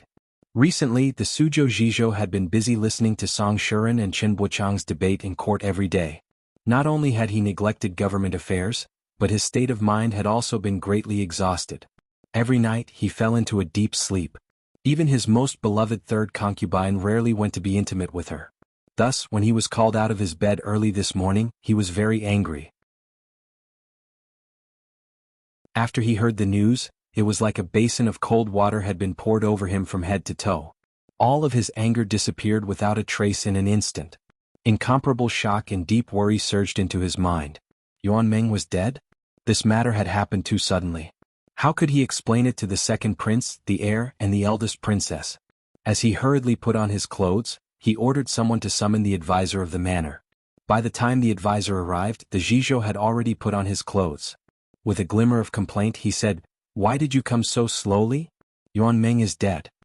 The advisors were all trusted aides of these old officials. There was nothing they would hide from each other. Of course, this advisor also knew about Yuan Meng's matter. He smiled bitterly and said, "If she's dead, then she's dead. Since the imperial envoy has come to Suzhou, and that Yuan Meng is still not willing to leave in the end, only death awaits her." The Zhizhou furrowed his brows and said, "She hid it so well, you mean it was the Overwatch Council who did it?" Other than the Overwatch Council, what other power in Jiangnan could silently kill Yuan Meng? The advisor analyzed. "Sir, you must not panic at this time. In any case, Yuan Meng is already dead, so it is impossible for the Overwatch Council to discover our connection to her. If you react inappropriately now, it will instead allow the Overwatch Council to discover your connection to this matter." The advisor's considerations were indeed sufficiently cautious. The Zhizhou thought for a bit and furrowed his brows. "But I still feel it is strange. If it was the imperial envoy who did it, why didn't he capture Yuan Meng and instead directly kill her? If the imperial envoy wanted to use the matter of the Ministry of Justice's wanted notice to move against me, then he shouldn't have handled it this way." The advisor also didn't understand this point and guessed. Yuan Meng was someone close to the second prince and the heir. Although the Ministry of Justice had issued a wanted notice, no official under heaven would dare to risk offending the nobles in the capital to capture her. "Sir, you don't have to worry too much. Everyone is like this. As for why the Overwatch Council didn't capture her alive, I think perhaps Yuan Meng knew she wouldn't be able to survive the Overwatch Council's punishment, so she committed suicide. We still have to go and see." The Zhizhou made up his mind. "At least we have to know some details." The advisor resolutely and decisively dissuaded, "Sir, you cannot go." The Zhizhou furrowed his brows. "What? Naturally, I won't go in full glory. It's almost daybreak. If I don't quickly tidy up and word gets out, the Ministry of Justice in Jingdo will certainly have something to say. The Overwatch Council will also use this as a pretext to make a fuss. How will the Suzhou government answer the emperor's questions?" If the Overwatch Council wanted to use this as a pretext to make a fuss, they wouldn't have made this a dead question today, the advisor reminded. "Who knows how many pairs of eyes are watching over there right now? Sir, you definitely cannot go. As for dealing with the aftermath, I'll disguise myself in a bit and bring some trusted aides over." The Zhizhou thought that this would indeed be much safer, so he agreed to this suggestion. This official and advisor thought their reaction could be considered cautious. They had not expected that when the advisor dressed as a morning attendant and slipped out from the back of the manor, a secret agent hidden in the alley outside the Zhizhou Yamen had long seen this scene clearly. By the time the Suzhou government advisor sat in the little green curtain sedan chair and came to the outskirts of the courtyard Yuan Meng was hiding in, he found that there were already strange people on the streets. His heart tightened. He lifted the curtain of the sedan chair and relaxed. He furrowed his brows at the cloth-clad man who had hurried to the side of the sedan chair and said, "What exactly happened? How did she just die like this?" The cloth-clad man was the Suzhou Thousand Man. He was also one of the officials who had been woken from his bed by the news of Yuan Meng's death. He should have been stationed outside the city, but his manor was inside the city, so he was the first person to arrive. Hearing the advisor's question, the Thousand Man said without good humor, "You're asking me, but who am I supposed to ask?" The advisor paused and got off the sedan chair. The two of them looked at each other's clothing and couldn't help but sigh and smile bitterly. They were official advisors, yet they were forced to wear the clothes of commoners. "Is the street clean?" The advisor turned his face slightly to the side, covering his face as he asked carefully. The Thousand Man replied, Don't worry, my subordinates have already cleaned it up. There shouldn't be anyone watching from the side. The advisor nodded and walked shoulder to shoulder with 1,000 men into the courtyard. Entering the courtyard and looking at the corpses all over the ground and the tragic sight, the advisor couldn't help but feel nauseous. He covered his mouth and nose and said, "Where is Yuan Meng's body?" "In the room?" The advisor forcefully suppressed his nausea and fear and walked into the room to take a look. He saw Yuan Meng's death with her eyes wide open. Going forward to confirm that she was completely dead, the advisor relaxed a little and sighed. "I really don't know how to explain this to the capital." "Let's clean it up first," the 1,000-man said hatefully. "It's almost daybreak. If someone sees this, it will probably immediately spread throughout Suzhou. What will we do then?" "No one from the Ming family came?" "That group of unscrupulous merchants. They're afraid the imperial envoy is watching in the dark, so they won't show themselves." The two of them walked out of the courtyard door and were greeted by a few people who had come later. A number of people gathered together and spoke with heavy expressions. They felt that this matter should have been done by the Overwatch Council, but it also shouldn't have been done by the Overwatch Council. After discussing this and that, they came to a conclusion. They didn't know how to handle it. The wounds on the body have all been torn apart. Although it can be seen that it was a sword, it is difficult to see the style of the sword. We only know that there was only one person who did it. Of course it was an ace. A person who looked like he was skilled in torture said in a low voice, "If it was the Overwatch Council who killed, why would they need to hide it?" In the end, it was the advisor representing the Suzhou Jizhou who made the decision and coldly said, "It's better if this case is not solved. All of us need to retreat and have our subordinates clean this place up. If the Overwatch Council doesn't care, then we'll bury this matter. If the Overwatch Council really has spies following, in any case don't drag us down. When the time comes and they ask, just say we received a report and came to look at the case." The Qian director made a pei sound and scolded, "I am a general, how can I come to look at the case?" The advisor rolled his eyes at him and said, "Who told you to rush over in such a hurry?" There was nothing to argue about. A number of people began to split up. Those responsible for cleaning up cleaned up, those responsible for burying people buried people, and those responsible for going back to the manor to do paperwork. As for whether or not this matter would be reported, it would depend on what the news from the imperial envoy's side was like. As these people were busy, they did not notice that on a distant hill, there was a completely black carriage slowly driving away like a ghost. The people had been killed by Fan Xian, yet these Jiangnan road officials had to bury them. However, he certainly did not have any thoughts of taking advantage of them. As for the sword wounds on the bodies in the courtyard, they had all been treated a second time because he didn't want Sigu Jian's wounds to get out. Since it was impossible to frame Dongyi, then there was no need to take this risk. Thus, he didn't even let Gao to see his actions. Most importantly, he couldn't let the emperor in the palace know that he knew Sigu Jian. Otherwise, the emperor would certainly think of the assassin in the Hanging Temple, Sigu Jian's brother, and the Overwatch Council. That would bring a terrifying result. The carriage moved slowly. Fan Xian smiled coldly in the carriage and said, "Yuan Ming died and the Jiangnan road officials are already so shocked. Are these officials all dogs raised by the eldest princess?" Deng Ziyu glanced at Gao Da and guessed that the commissioner wanted to borrow Gao Da's ears to complain to the emperor in the palace. He smiled and replied, "The eldest princess has been in Jiangnan for a long time. She will always have some trusted aides." "Did you see all the people who came today clearly?" "Some of their faces are unfamiliar, but since these people all came from the manor, presumably the spies below have seen them clearly. In a bit there will be definite news." Deng Ziyu sighed. However, the Ming family is quite straightforward. They know they can't touch this matter, so they won't come. Fan Xian also felt it was a bit of a pity. He had thought that even if he couldn't use Yuan Meng's matter to dig out a large piece of the Ming family, he could at least make them feel a bit more uncomfortable. The carriage quietly traveled to Hua Garden. Fan Xian felt a bit sleepy and waved his hand for the two of them to go rest while he returned to the back residence. Cece had been lying on the table waiting for his return. Seeing him enter the room, she quickly poured hot water for him to warm his feet. She knew that the young master didn't want too many people to know about what happened tonight, so it wasn't convenient for her to order the servants and serving girls to make hot food. She personally brought over the bird's nest that had been warmed in the water and helped him eat it. Fan Xian drank all the paste in the bowl in one gulp with satisfaction. After warming his feet, he fell onto the bed and fell into a deep sleep. He didn't wake up until the afternoon. He didn't know what kind of changes would occur in Suzhou because of Yuan Meng's death, but he didn't care too much. Knowing that he had woken up, Deng Ziyu walked in somewhat haggard after Cici's announcement and handed him the case file in his hands. Fan Xian took it and glanced through it. Written on it were all the yamens that had acted strangely in Suzhou this morning. He couldn't resist narrowing his eyes and sighing. *CK This city full of officials, they are all enemies. Are they going to let people live their days? Once Yuan Meng died, they were able to keep their composure. Deng Ziyu forced a smile and said, the officials are caught in the middle. Their days are not going to be easy.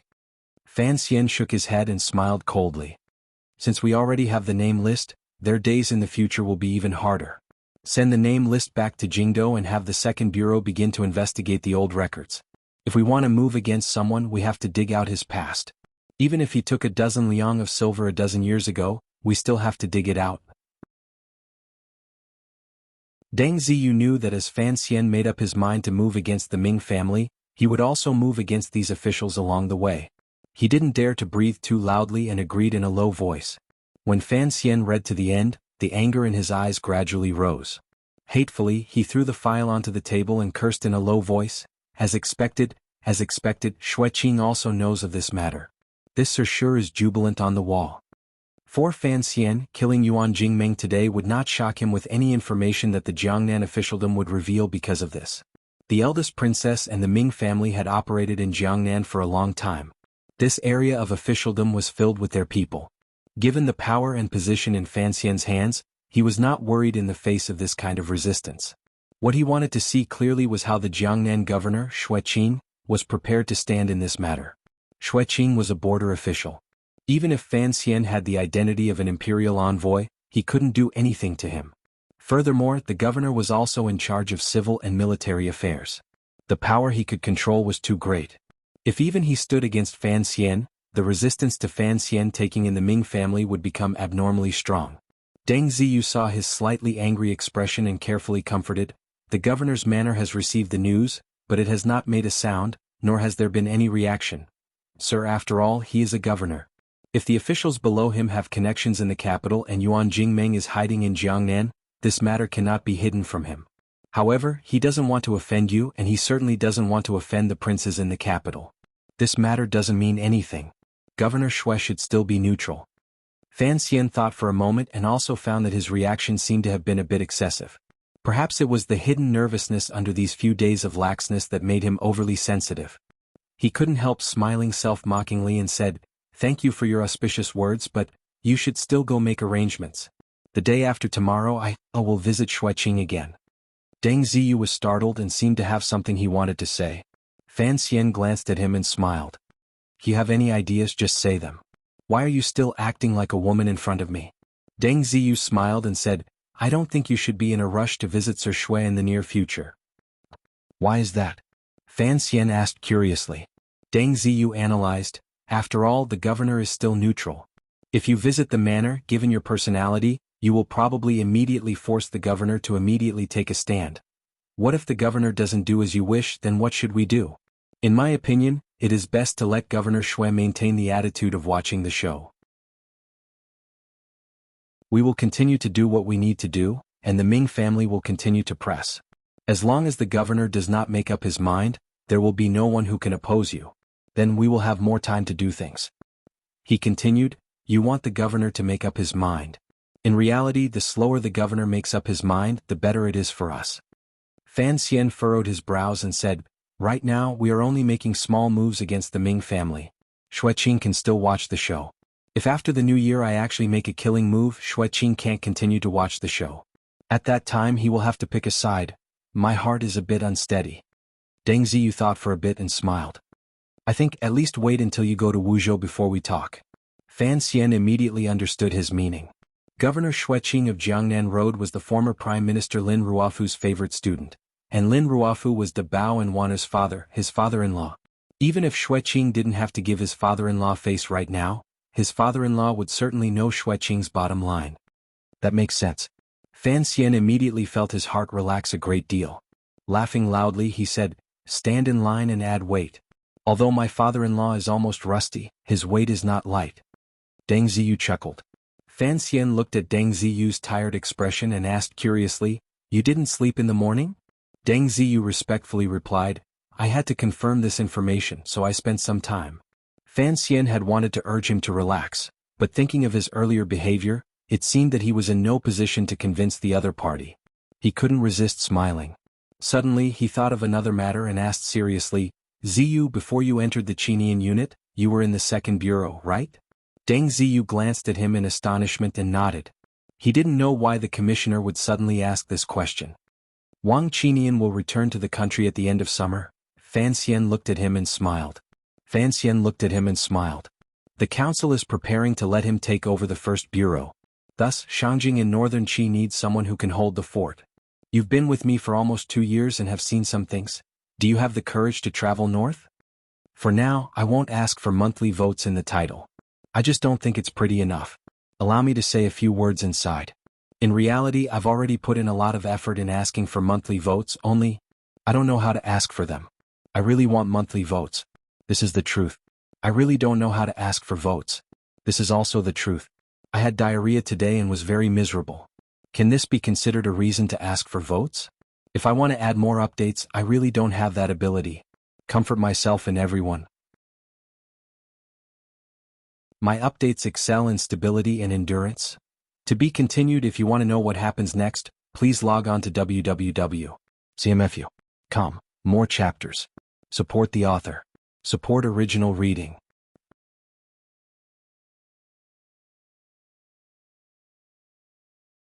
Chapter 379.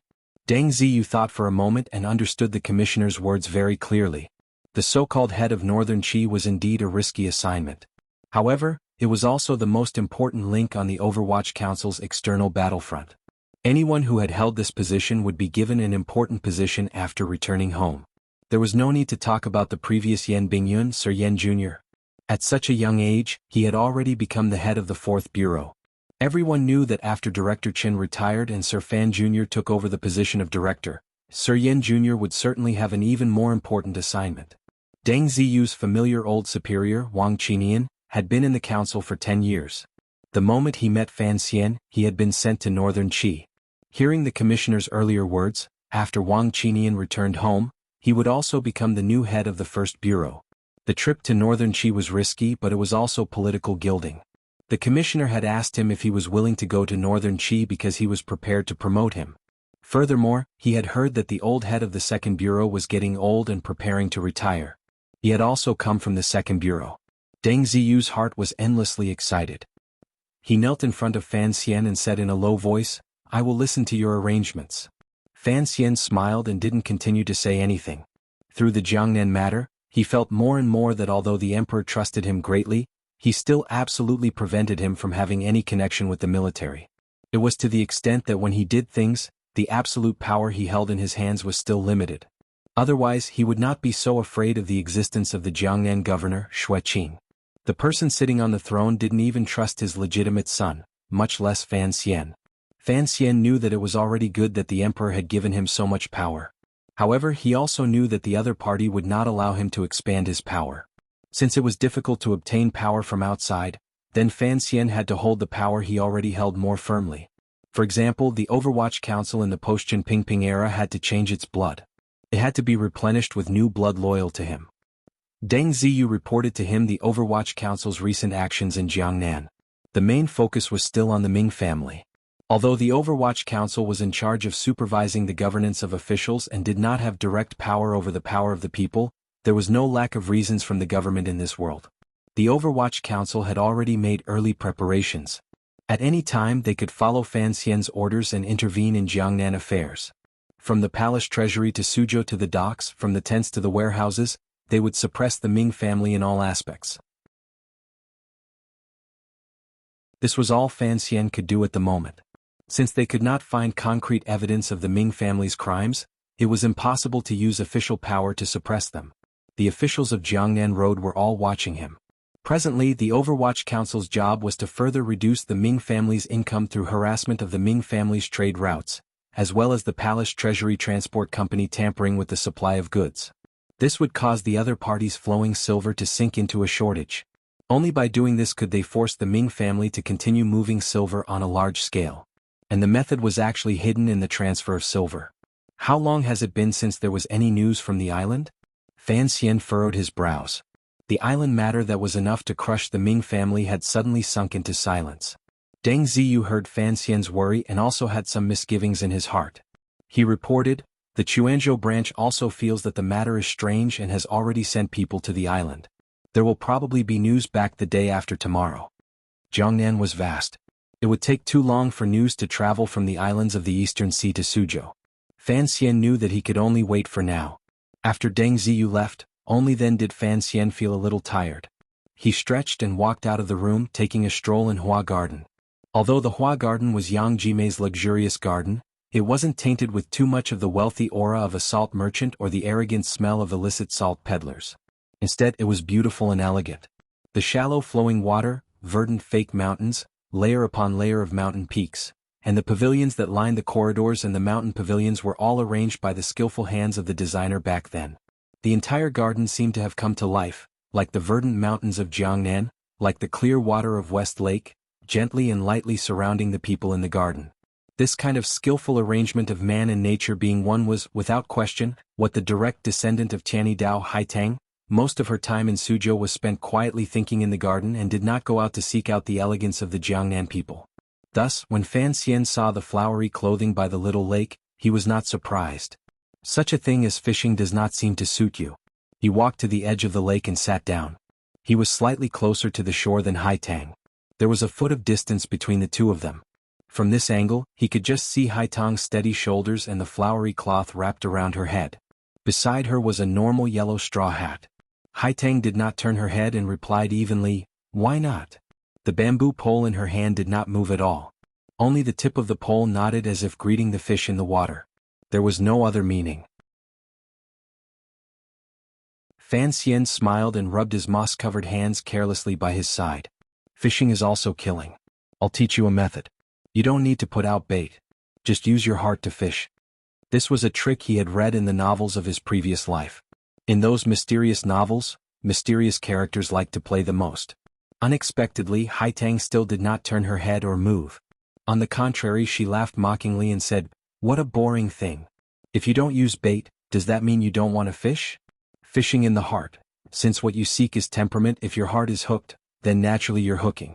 As for whether or not you can hook it, what difference does it make?" Fan Xian was angry and bitter. He just wanted to chat. Why did she have to create such a pointless conversation? Haitang turned her head to glance at him and smiled. "I know your heart hasn't been calm these days. Why don't we sit together? Fishing is very good at calming the heart." Fan Xian shook his head and smiled. A gentleman stays away from the kitchen, much less a fishing net and hunting fork? Haitang couldn't resist rolling her eyes at him and shaking her head. Hypocritical fellow.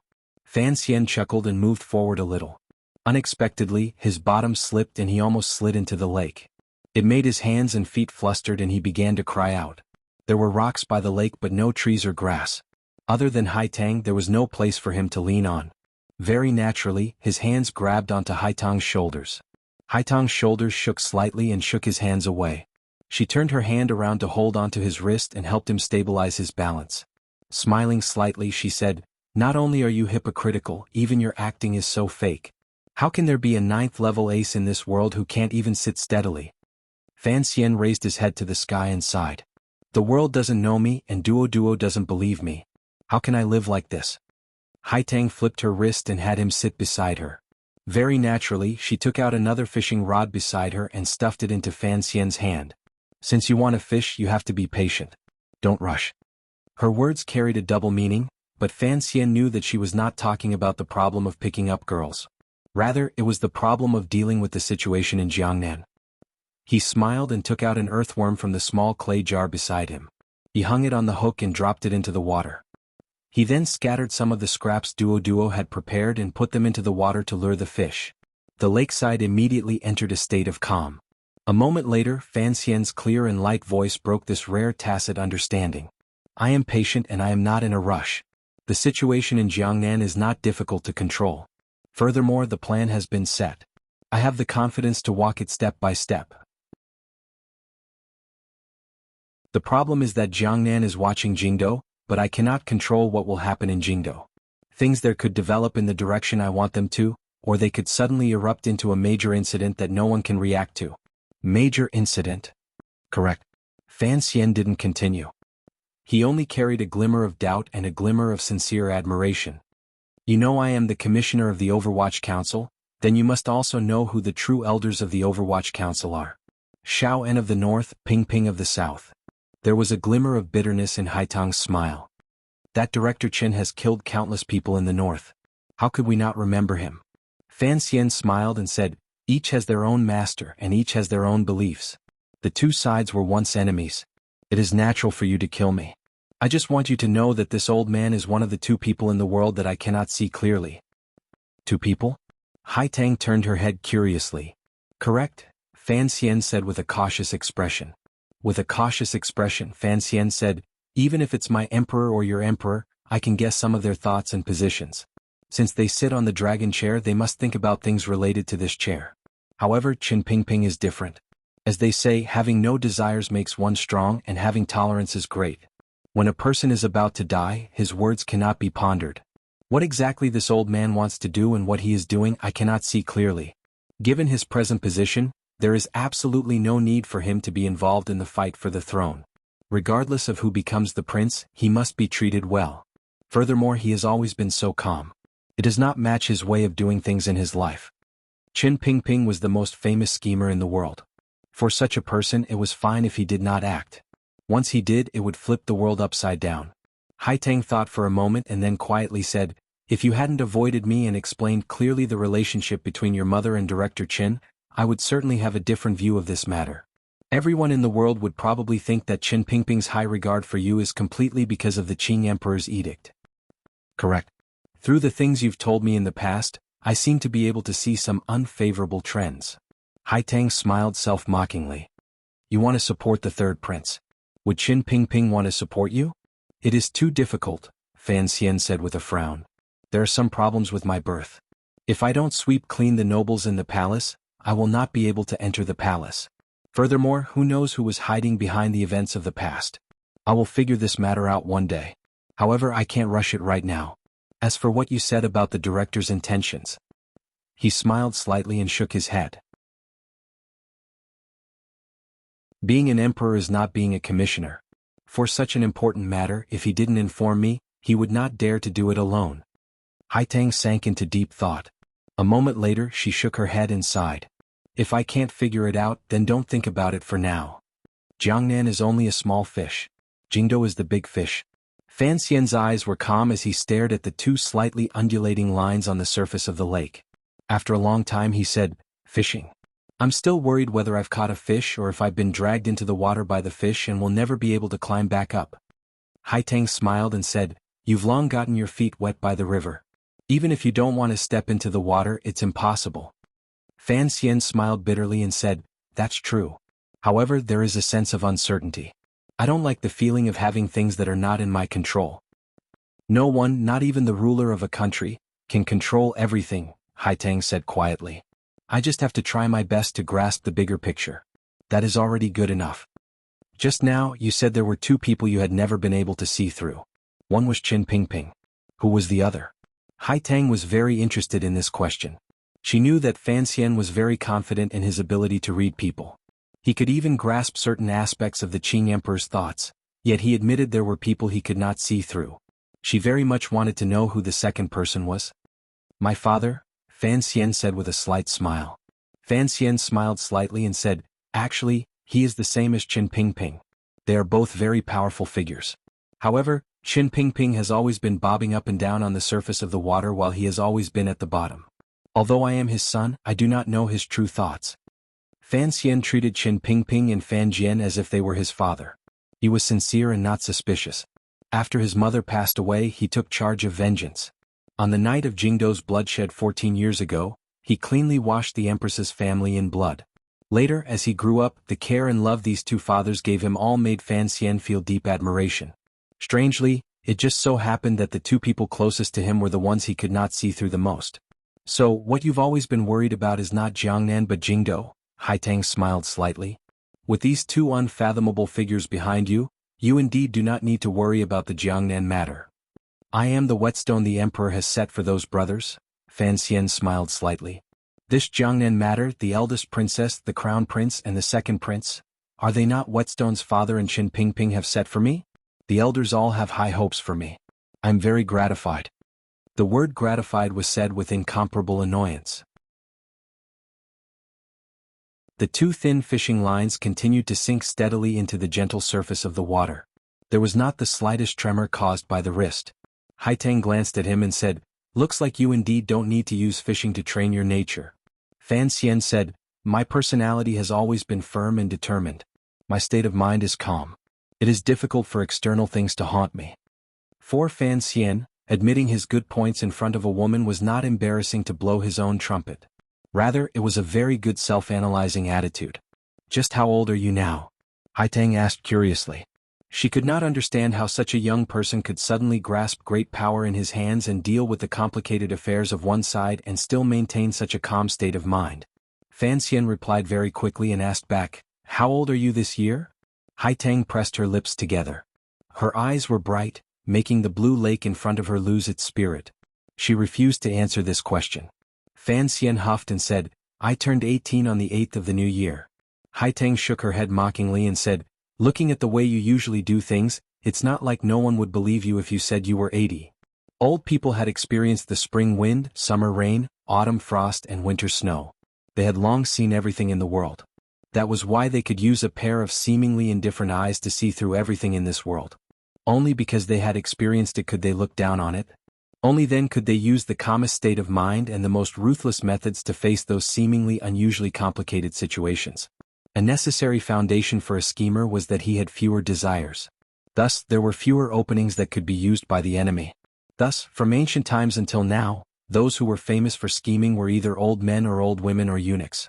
Young people were always hot-blooded, such as the second prince, the crown prince and even the eldest princess.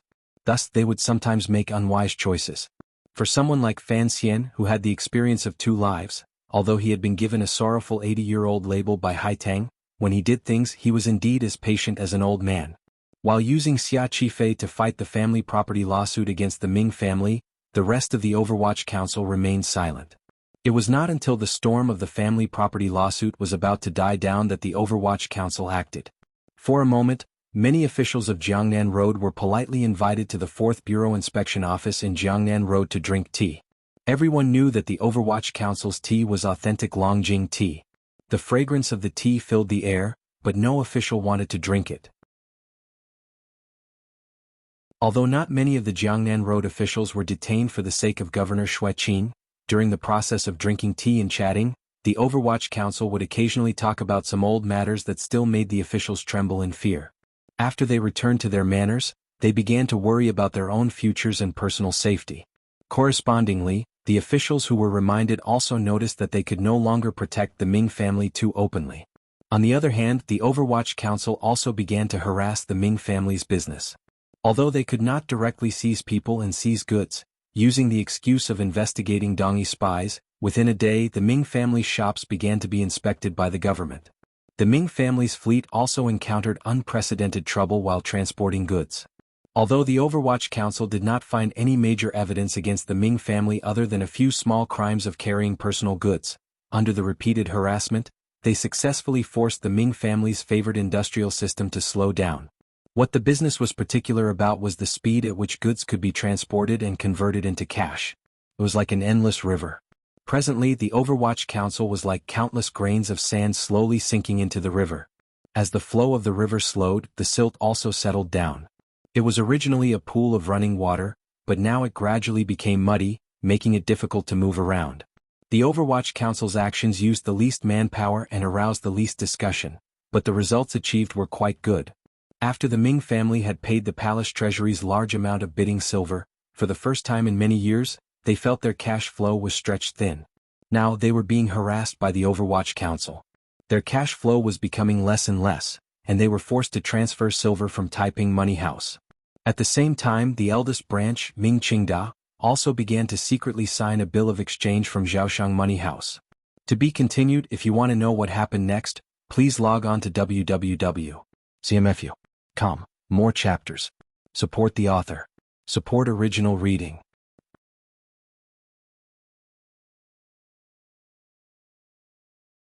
Chapter 380.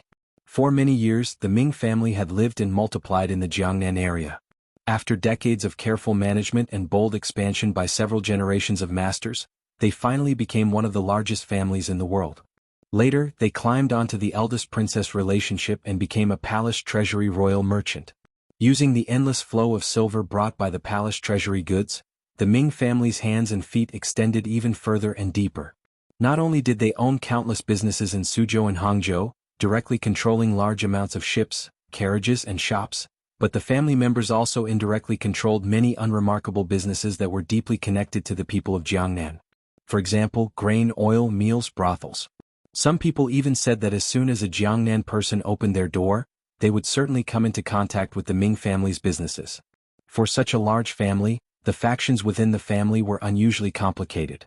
However, the highest power was still held by the 6 sons of the 2 branches of the Ming family.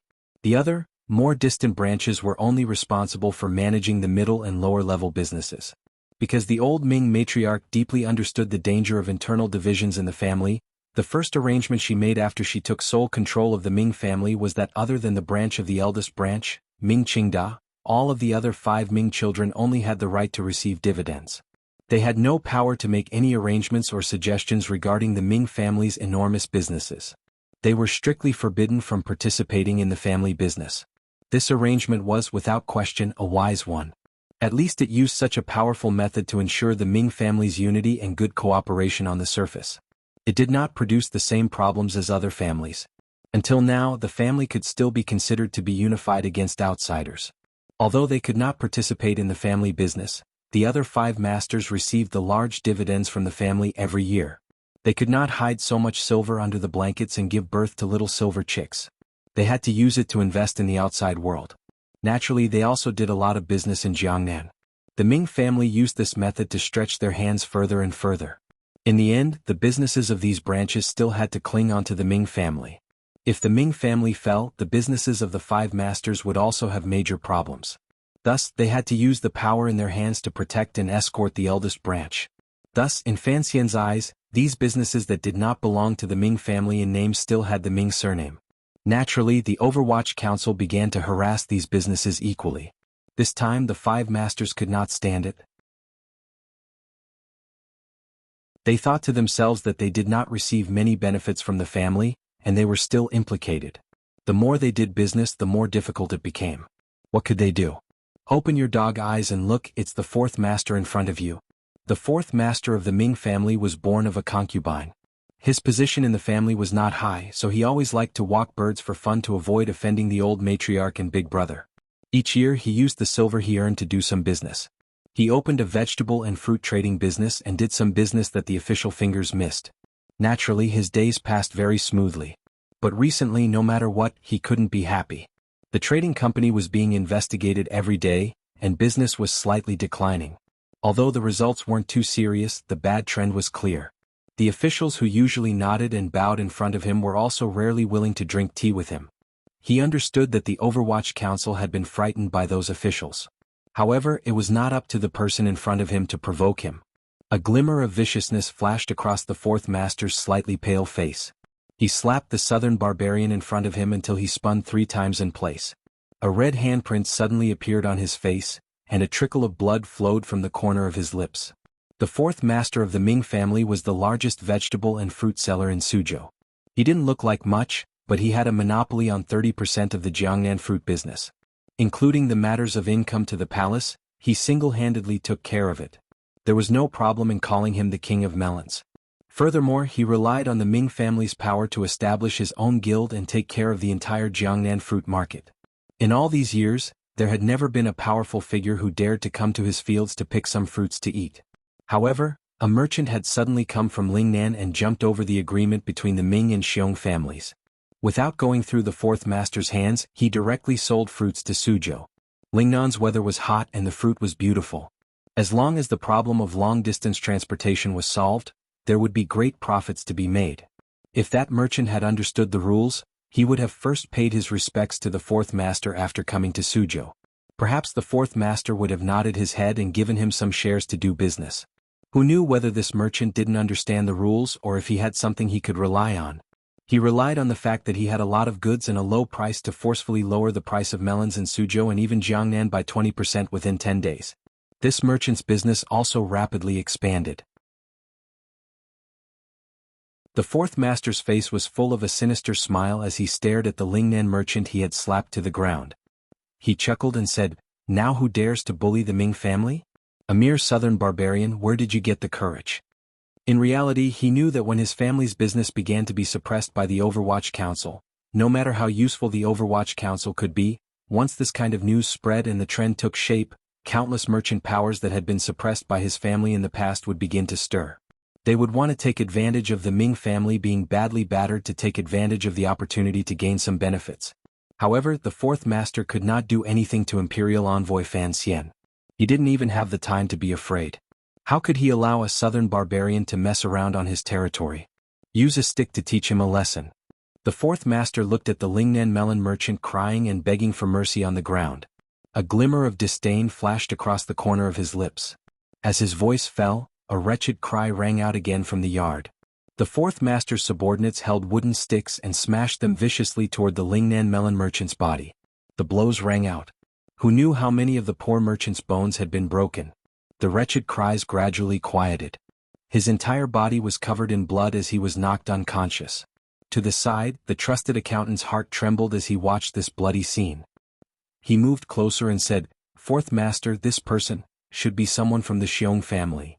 "I know," the fourth master said in a severe voice. "Xiong Bailing, that old bastard, wants to use this melon merchant to test us. If I don't retaliate, he will actually think that the Ming family is easy to bully." The accountant smiled bitterly and said, "Fourth master, at this time of year, we can't bring trouble to the family."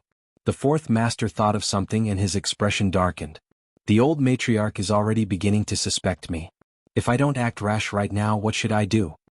Countless complicated emotions welled up in the accountant's heart. He didn't know what to say. The fourth master stood up from his chair and gazed at the blood-covered Lingnan merchant on the ground. In a dark voice he said, "It's not that I won't let you do business, but doing business is not bullying people. You can't bully me."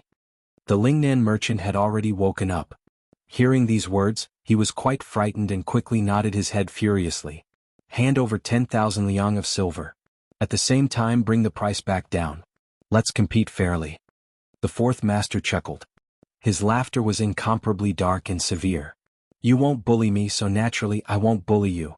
After dealing with this person, the fourth master called for people to drag the merchant out. Looking at the bloodstains on the floor, he spat and cursed through gritted teeth. "Fan Xian bullied me and I didn't retaliate. Who the F***ck is the Xiong family?" Returning to the room, the fourth master washed his hands and rolled up his sleeves. He took down the bird cage from the side of the corridor and began to play with it. He whistled, but his gaze was distant. The accountant followed behind him timidly and said in a low voice, "Fourth master, you're saying, the matter of you meeting with Xia Qifei has been found out by the old matriarch?" The fourth master's body froze. Suddenly he cursed angrily, "Isn't it all your rotten idea? You said to have a foot in two boats, that the seventh Ming master had survived a great disaster, that he was bound to have good fortune in the future, and that he had the imperial envoy's support. The public property would eventually be taken back by him. You wanted me to meet him and speak first. F***ck. The next day I was called over by the old matriarch to be scolded and almost didn't come out alive." He was incomparably angry. With great difficulty, he calmed the emotions in his chest and coldly said, "The Overwatch Council has been targeting our family recently. If I wasn't more vicious today, how would the old matriarch and big brother see me?" The accountant didn't dare to breathe loudly after being scolded by his master. With a sullen face he said, "But Master Xia wanted to meet with you that day and you had to refuse." "Fourth master, you really don't want to hear what Master Xia said?" Seventh brother. The fourth master thought of his younger brother who had suddenly appeared and felt it was strange. Concerning the matter of Xia Qifei and his mother being harmed by the old Ming matriarch, he had only occasionally heard about it. He and his mother were clean, so he was not afraid of the other party like the eldest branch. Thinking of the words Xia Qifei had conveyed to the imperial envoy that day, a light flashed through his eyes. He sighed helplessly and said, "I'm afraid of the imperial envoy, but I'm even more afraid of the old matriarch. Furthermore, the Ming family is, after all, our Ming family. If they really listened to you and joined hands with Xia Qifei, with such a terrifying imperial envoy watching from behind, the Ming family would become the court's Ming family. The fourth master smiled wretchedly and said, no matter how tyrannical the eldest branch is, we have been brothers for so many years. In the end, my surname is still Ming. The accountant didn't dare to continue persuading. The fourth master had officially rejected the good intentions Fan Xian had conveyed through Xia Qifei. Thus, the response from Hua Garden quickly arrived at the large manor he had bought in the south of Suzhou. The Suzhou government bailiffs pushed open the door and entered. Under the watchful gaze of the Ming family thugs, they trembled as they arrived at the Tang family home. They took out the notice and requested that the fourth master follow them back to the Suzhou government for a hearing. Hearing?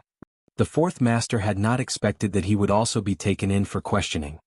He yelled at the bailiffs in a stern voice, "Are you confused? Who is reporting me? What are you reporting me for?" The bailiffs had no choice. Otherwise, under normal circumstances, how would he dare to offend the true fourth master of the Ming family? Usually he wished he could kneel on the ground and lick the other's boots. The bailiffs forced a smile and sent a gaze toward the fourth master, indicating that there was someone behind him. He lowered his voice and pleaded, "It is a Lingnan merchant. He is reporting that the fourth master of the Ming family is tyrannizing the market, injuring people and allowing slaves to commit murder." The fourth master paused and furrowed his brows. He had not thought that the Lingnan merchant would dare to report him. Furthermore, he had not thought that the Suzhou government would accept this case. It had already been many years. The Ming family was special in Jiangnan. The Suzhou government had such a close relationship with the Ming family. How could they accept the Lingnan merchant's complaint? Although the Overwatch Council had recently been playing with the Ming family, the Overwatch Council's biggest problem was that they could not interfere with local government affairs. They also could not directly interfere with civil affairs. The Overwatch Council could not take the lead in such criminal cases. Thus, when he allowed slaves to commit murder earlier, he had not been too worried. However, the Suzhou government had actually sent someone. His gaze passed over the head of the bailiffs and saw an unfamiliar court official standing behind a few officials. Looking at the official's robes, the rank was not high. Furthermore, it did not look like the clothing of the court system. His eyes narrowed and guessed the other party's identity. From the moment the Lingnan merchant entered the courtyard, all of this had been watched by Overwatch Council officials. No wonder the other party had reacted so quickly. The fourth master's eyelids twitched. He knew he had miscalculated one thing. Although the Overwatch Council could not directly interrogate him, they could keep an eye on the Suzhou government. If the Suzhou government truly ignored him, the Overwatch Council would probably capture the Suzhou government officials and bring them back for questioning. With such a powerful deterrent here, no wonder the Suzhou government dared to capture him today. He laughed coldly and gazed at the bailiffs. "So what if I don't go?" The bailiffs were so anxious he was about to cry. He pleaded, "Fourth master, at least give the Zhizhou some face." The Ming family servants all began to clamor. Holding wooden sticks in their hands, they surrounded the bailiffs in the middle. Their cold gazes, intentionally or not, stared at the Overwatch Council official at the back of the crowd. The fourth bureau official of the Overwatch Council smiled slightly and said, "Brothers, what exactly are you planning to do? There seems to be someone here, preparing to rebel. Beating up officials and not listening to court orders, what was the difference between this and rebellion?" Hearing these words, the Suzhou government official knew that this person had to be captured and brought back today. Otherwise, the Zhizhou would not be able to answer to the Overwatch Council. The Lingnan merchant's wretched state had already been seen by people in the court. Furthermore, people from Hua Garden had also come and were drinking tea in the tea shop opposite the court. None of their actions could be hidden from the imperial envoy's eyes. The official steeled his heart and looked at the fourth master and said, "Fourth master, please." He used his gaze to endlessly signal to the other party to let him understand that now was not the same as in the past. When it was time to submit first. As for after he was taken into the Suzhou government, naturally, there would be a chance to turn things around. The fourth master lowered his head slightly and muttered to himself for a long time, forcefully suppressing the anger in his heart. He also understood what the situation was and nodded his head. The official let out a big breath and sighed, "Fourth master, pity me." The young Overwatch Council official of the fourth bureau looked at this scene with a cold smile from the back. The accounts master moved closer to the fourth master's side and worriedly said, "Fourth master, what do we do?" The fourth master laughed sinisterly and smashed the bird cage in his hand onto the ground, shattering it. Bird feathers flew chaotically, and bird blood splattered everywhere. He smiled coldly and said, "So be it. All these years I've only had tea in the back garden of the Suzhou government. I haven't had the opportunity to see the true appearance of the Suzhou prison. Today I'll go and open my eyes." He lowered his voice and hurriedly said, "Immediately send a message back to Ming Garden. Have Big Brother bail me out. Don't worry, the old matriarch will trust me even more because of this matter." After giving his orders, the fourth master of the Ming family was, for the first time in his life, invited back to the prison of the Suzhou government. Looks like fourth brother doesn't have any other intentions. After the news was sent back to Ming Garden, Ming Qingda sent people to open up the channels while he walked into the quiet courtyard his mother lived in. He reported to the old matriarch sitting on the chair, "I'll go and bring him back right now."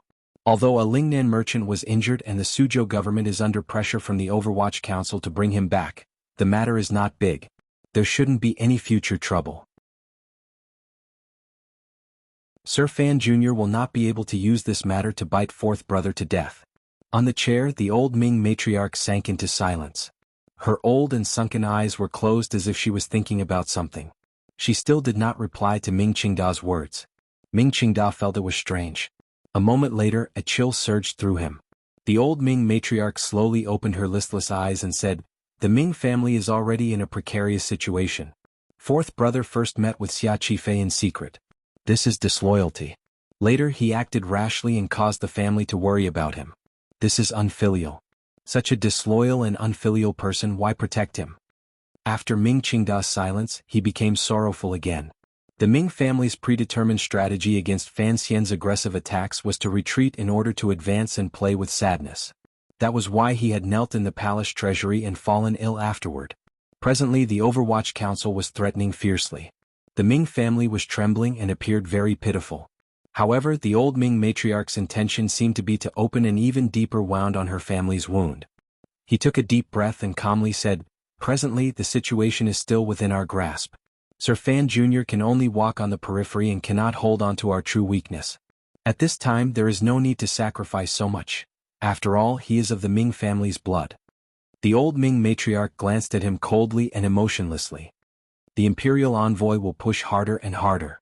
In the end, we will need to sacrifice someone we can bring out in exchange for the sympathy of the Jiangnan people and the inclination of the gentry under heaven.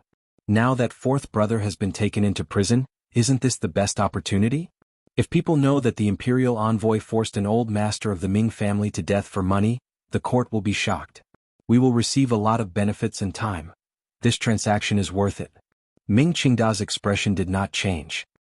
He thought for a moment and then said, "It's all as mother wishes." He knew that his fourth brother was, after all, the concubine's son. In his mother's eyes, he was a dispensable figure. The old Ming matriarch gazed at him coldly and said, "Is the family's cash flow this bad? Why do you often have to transfer money from Zhaoshang recently?" Ming Qingda smiled coldly in his heart and thought, Taiping Money House's seal has always been in your hands. If I want to truly hold the Ming family in my hands, how can I not think of other ways?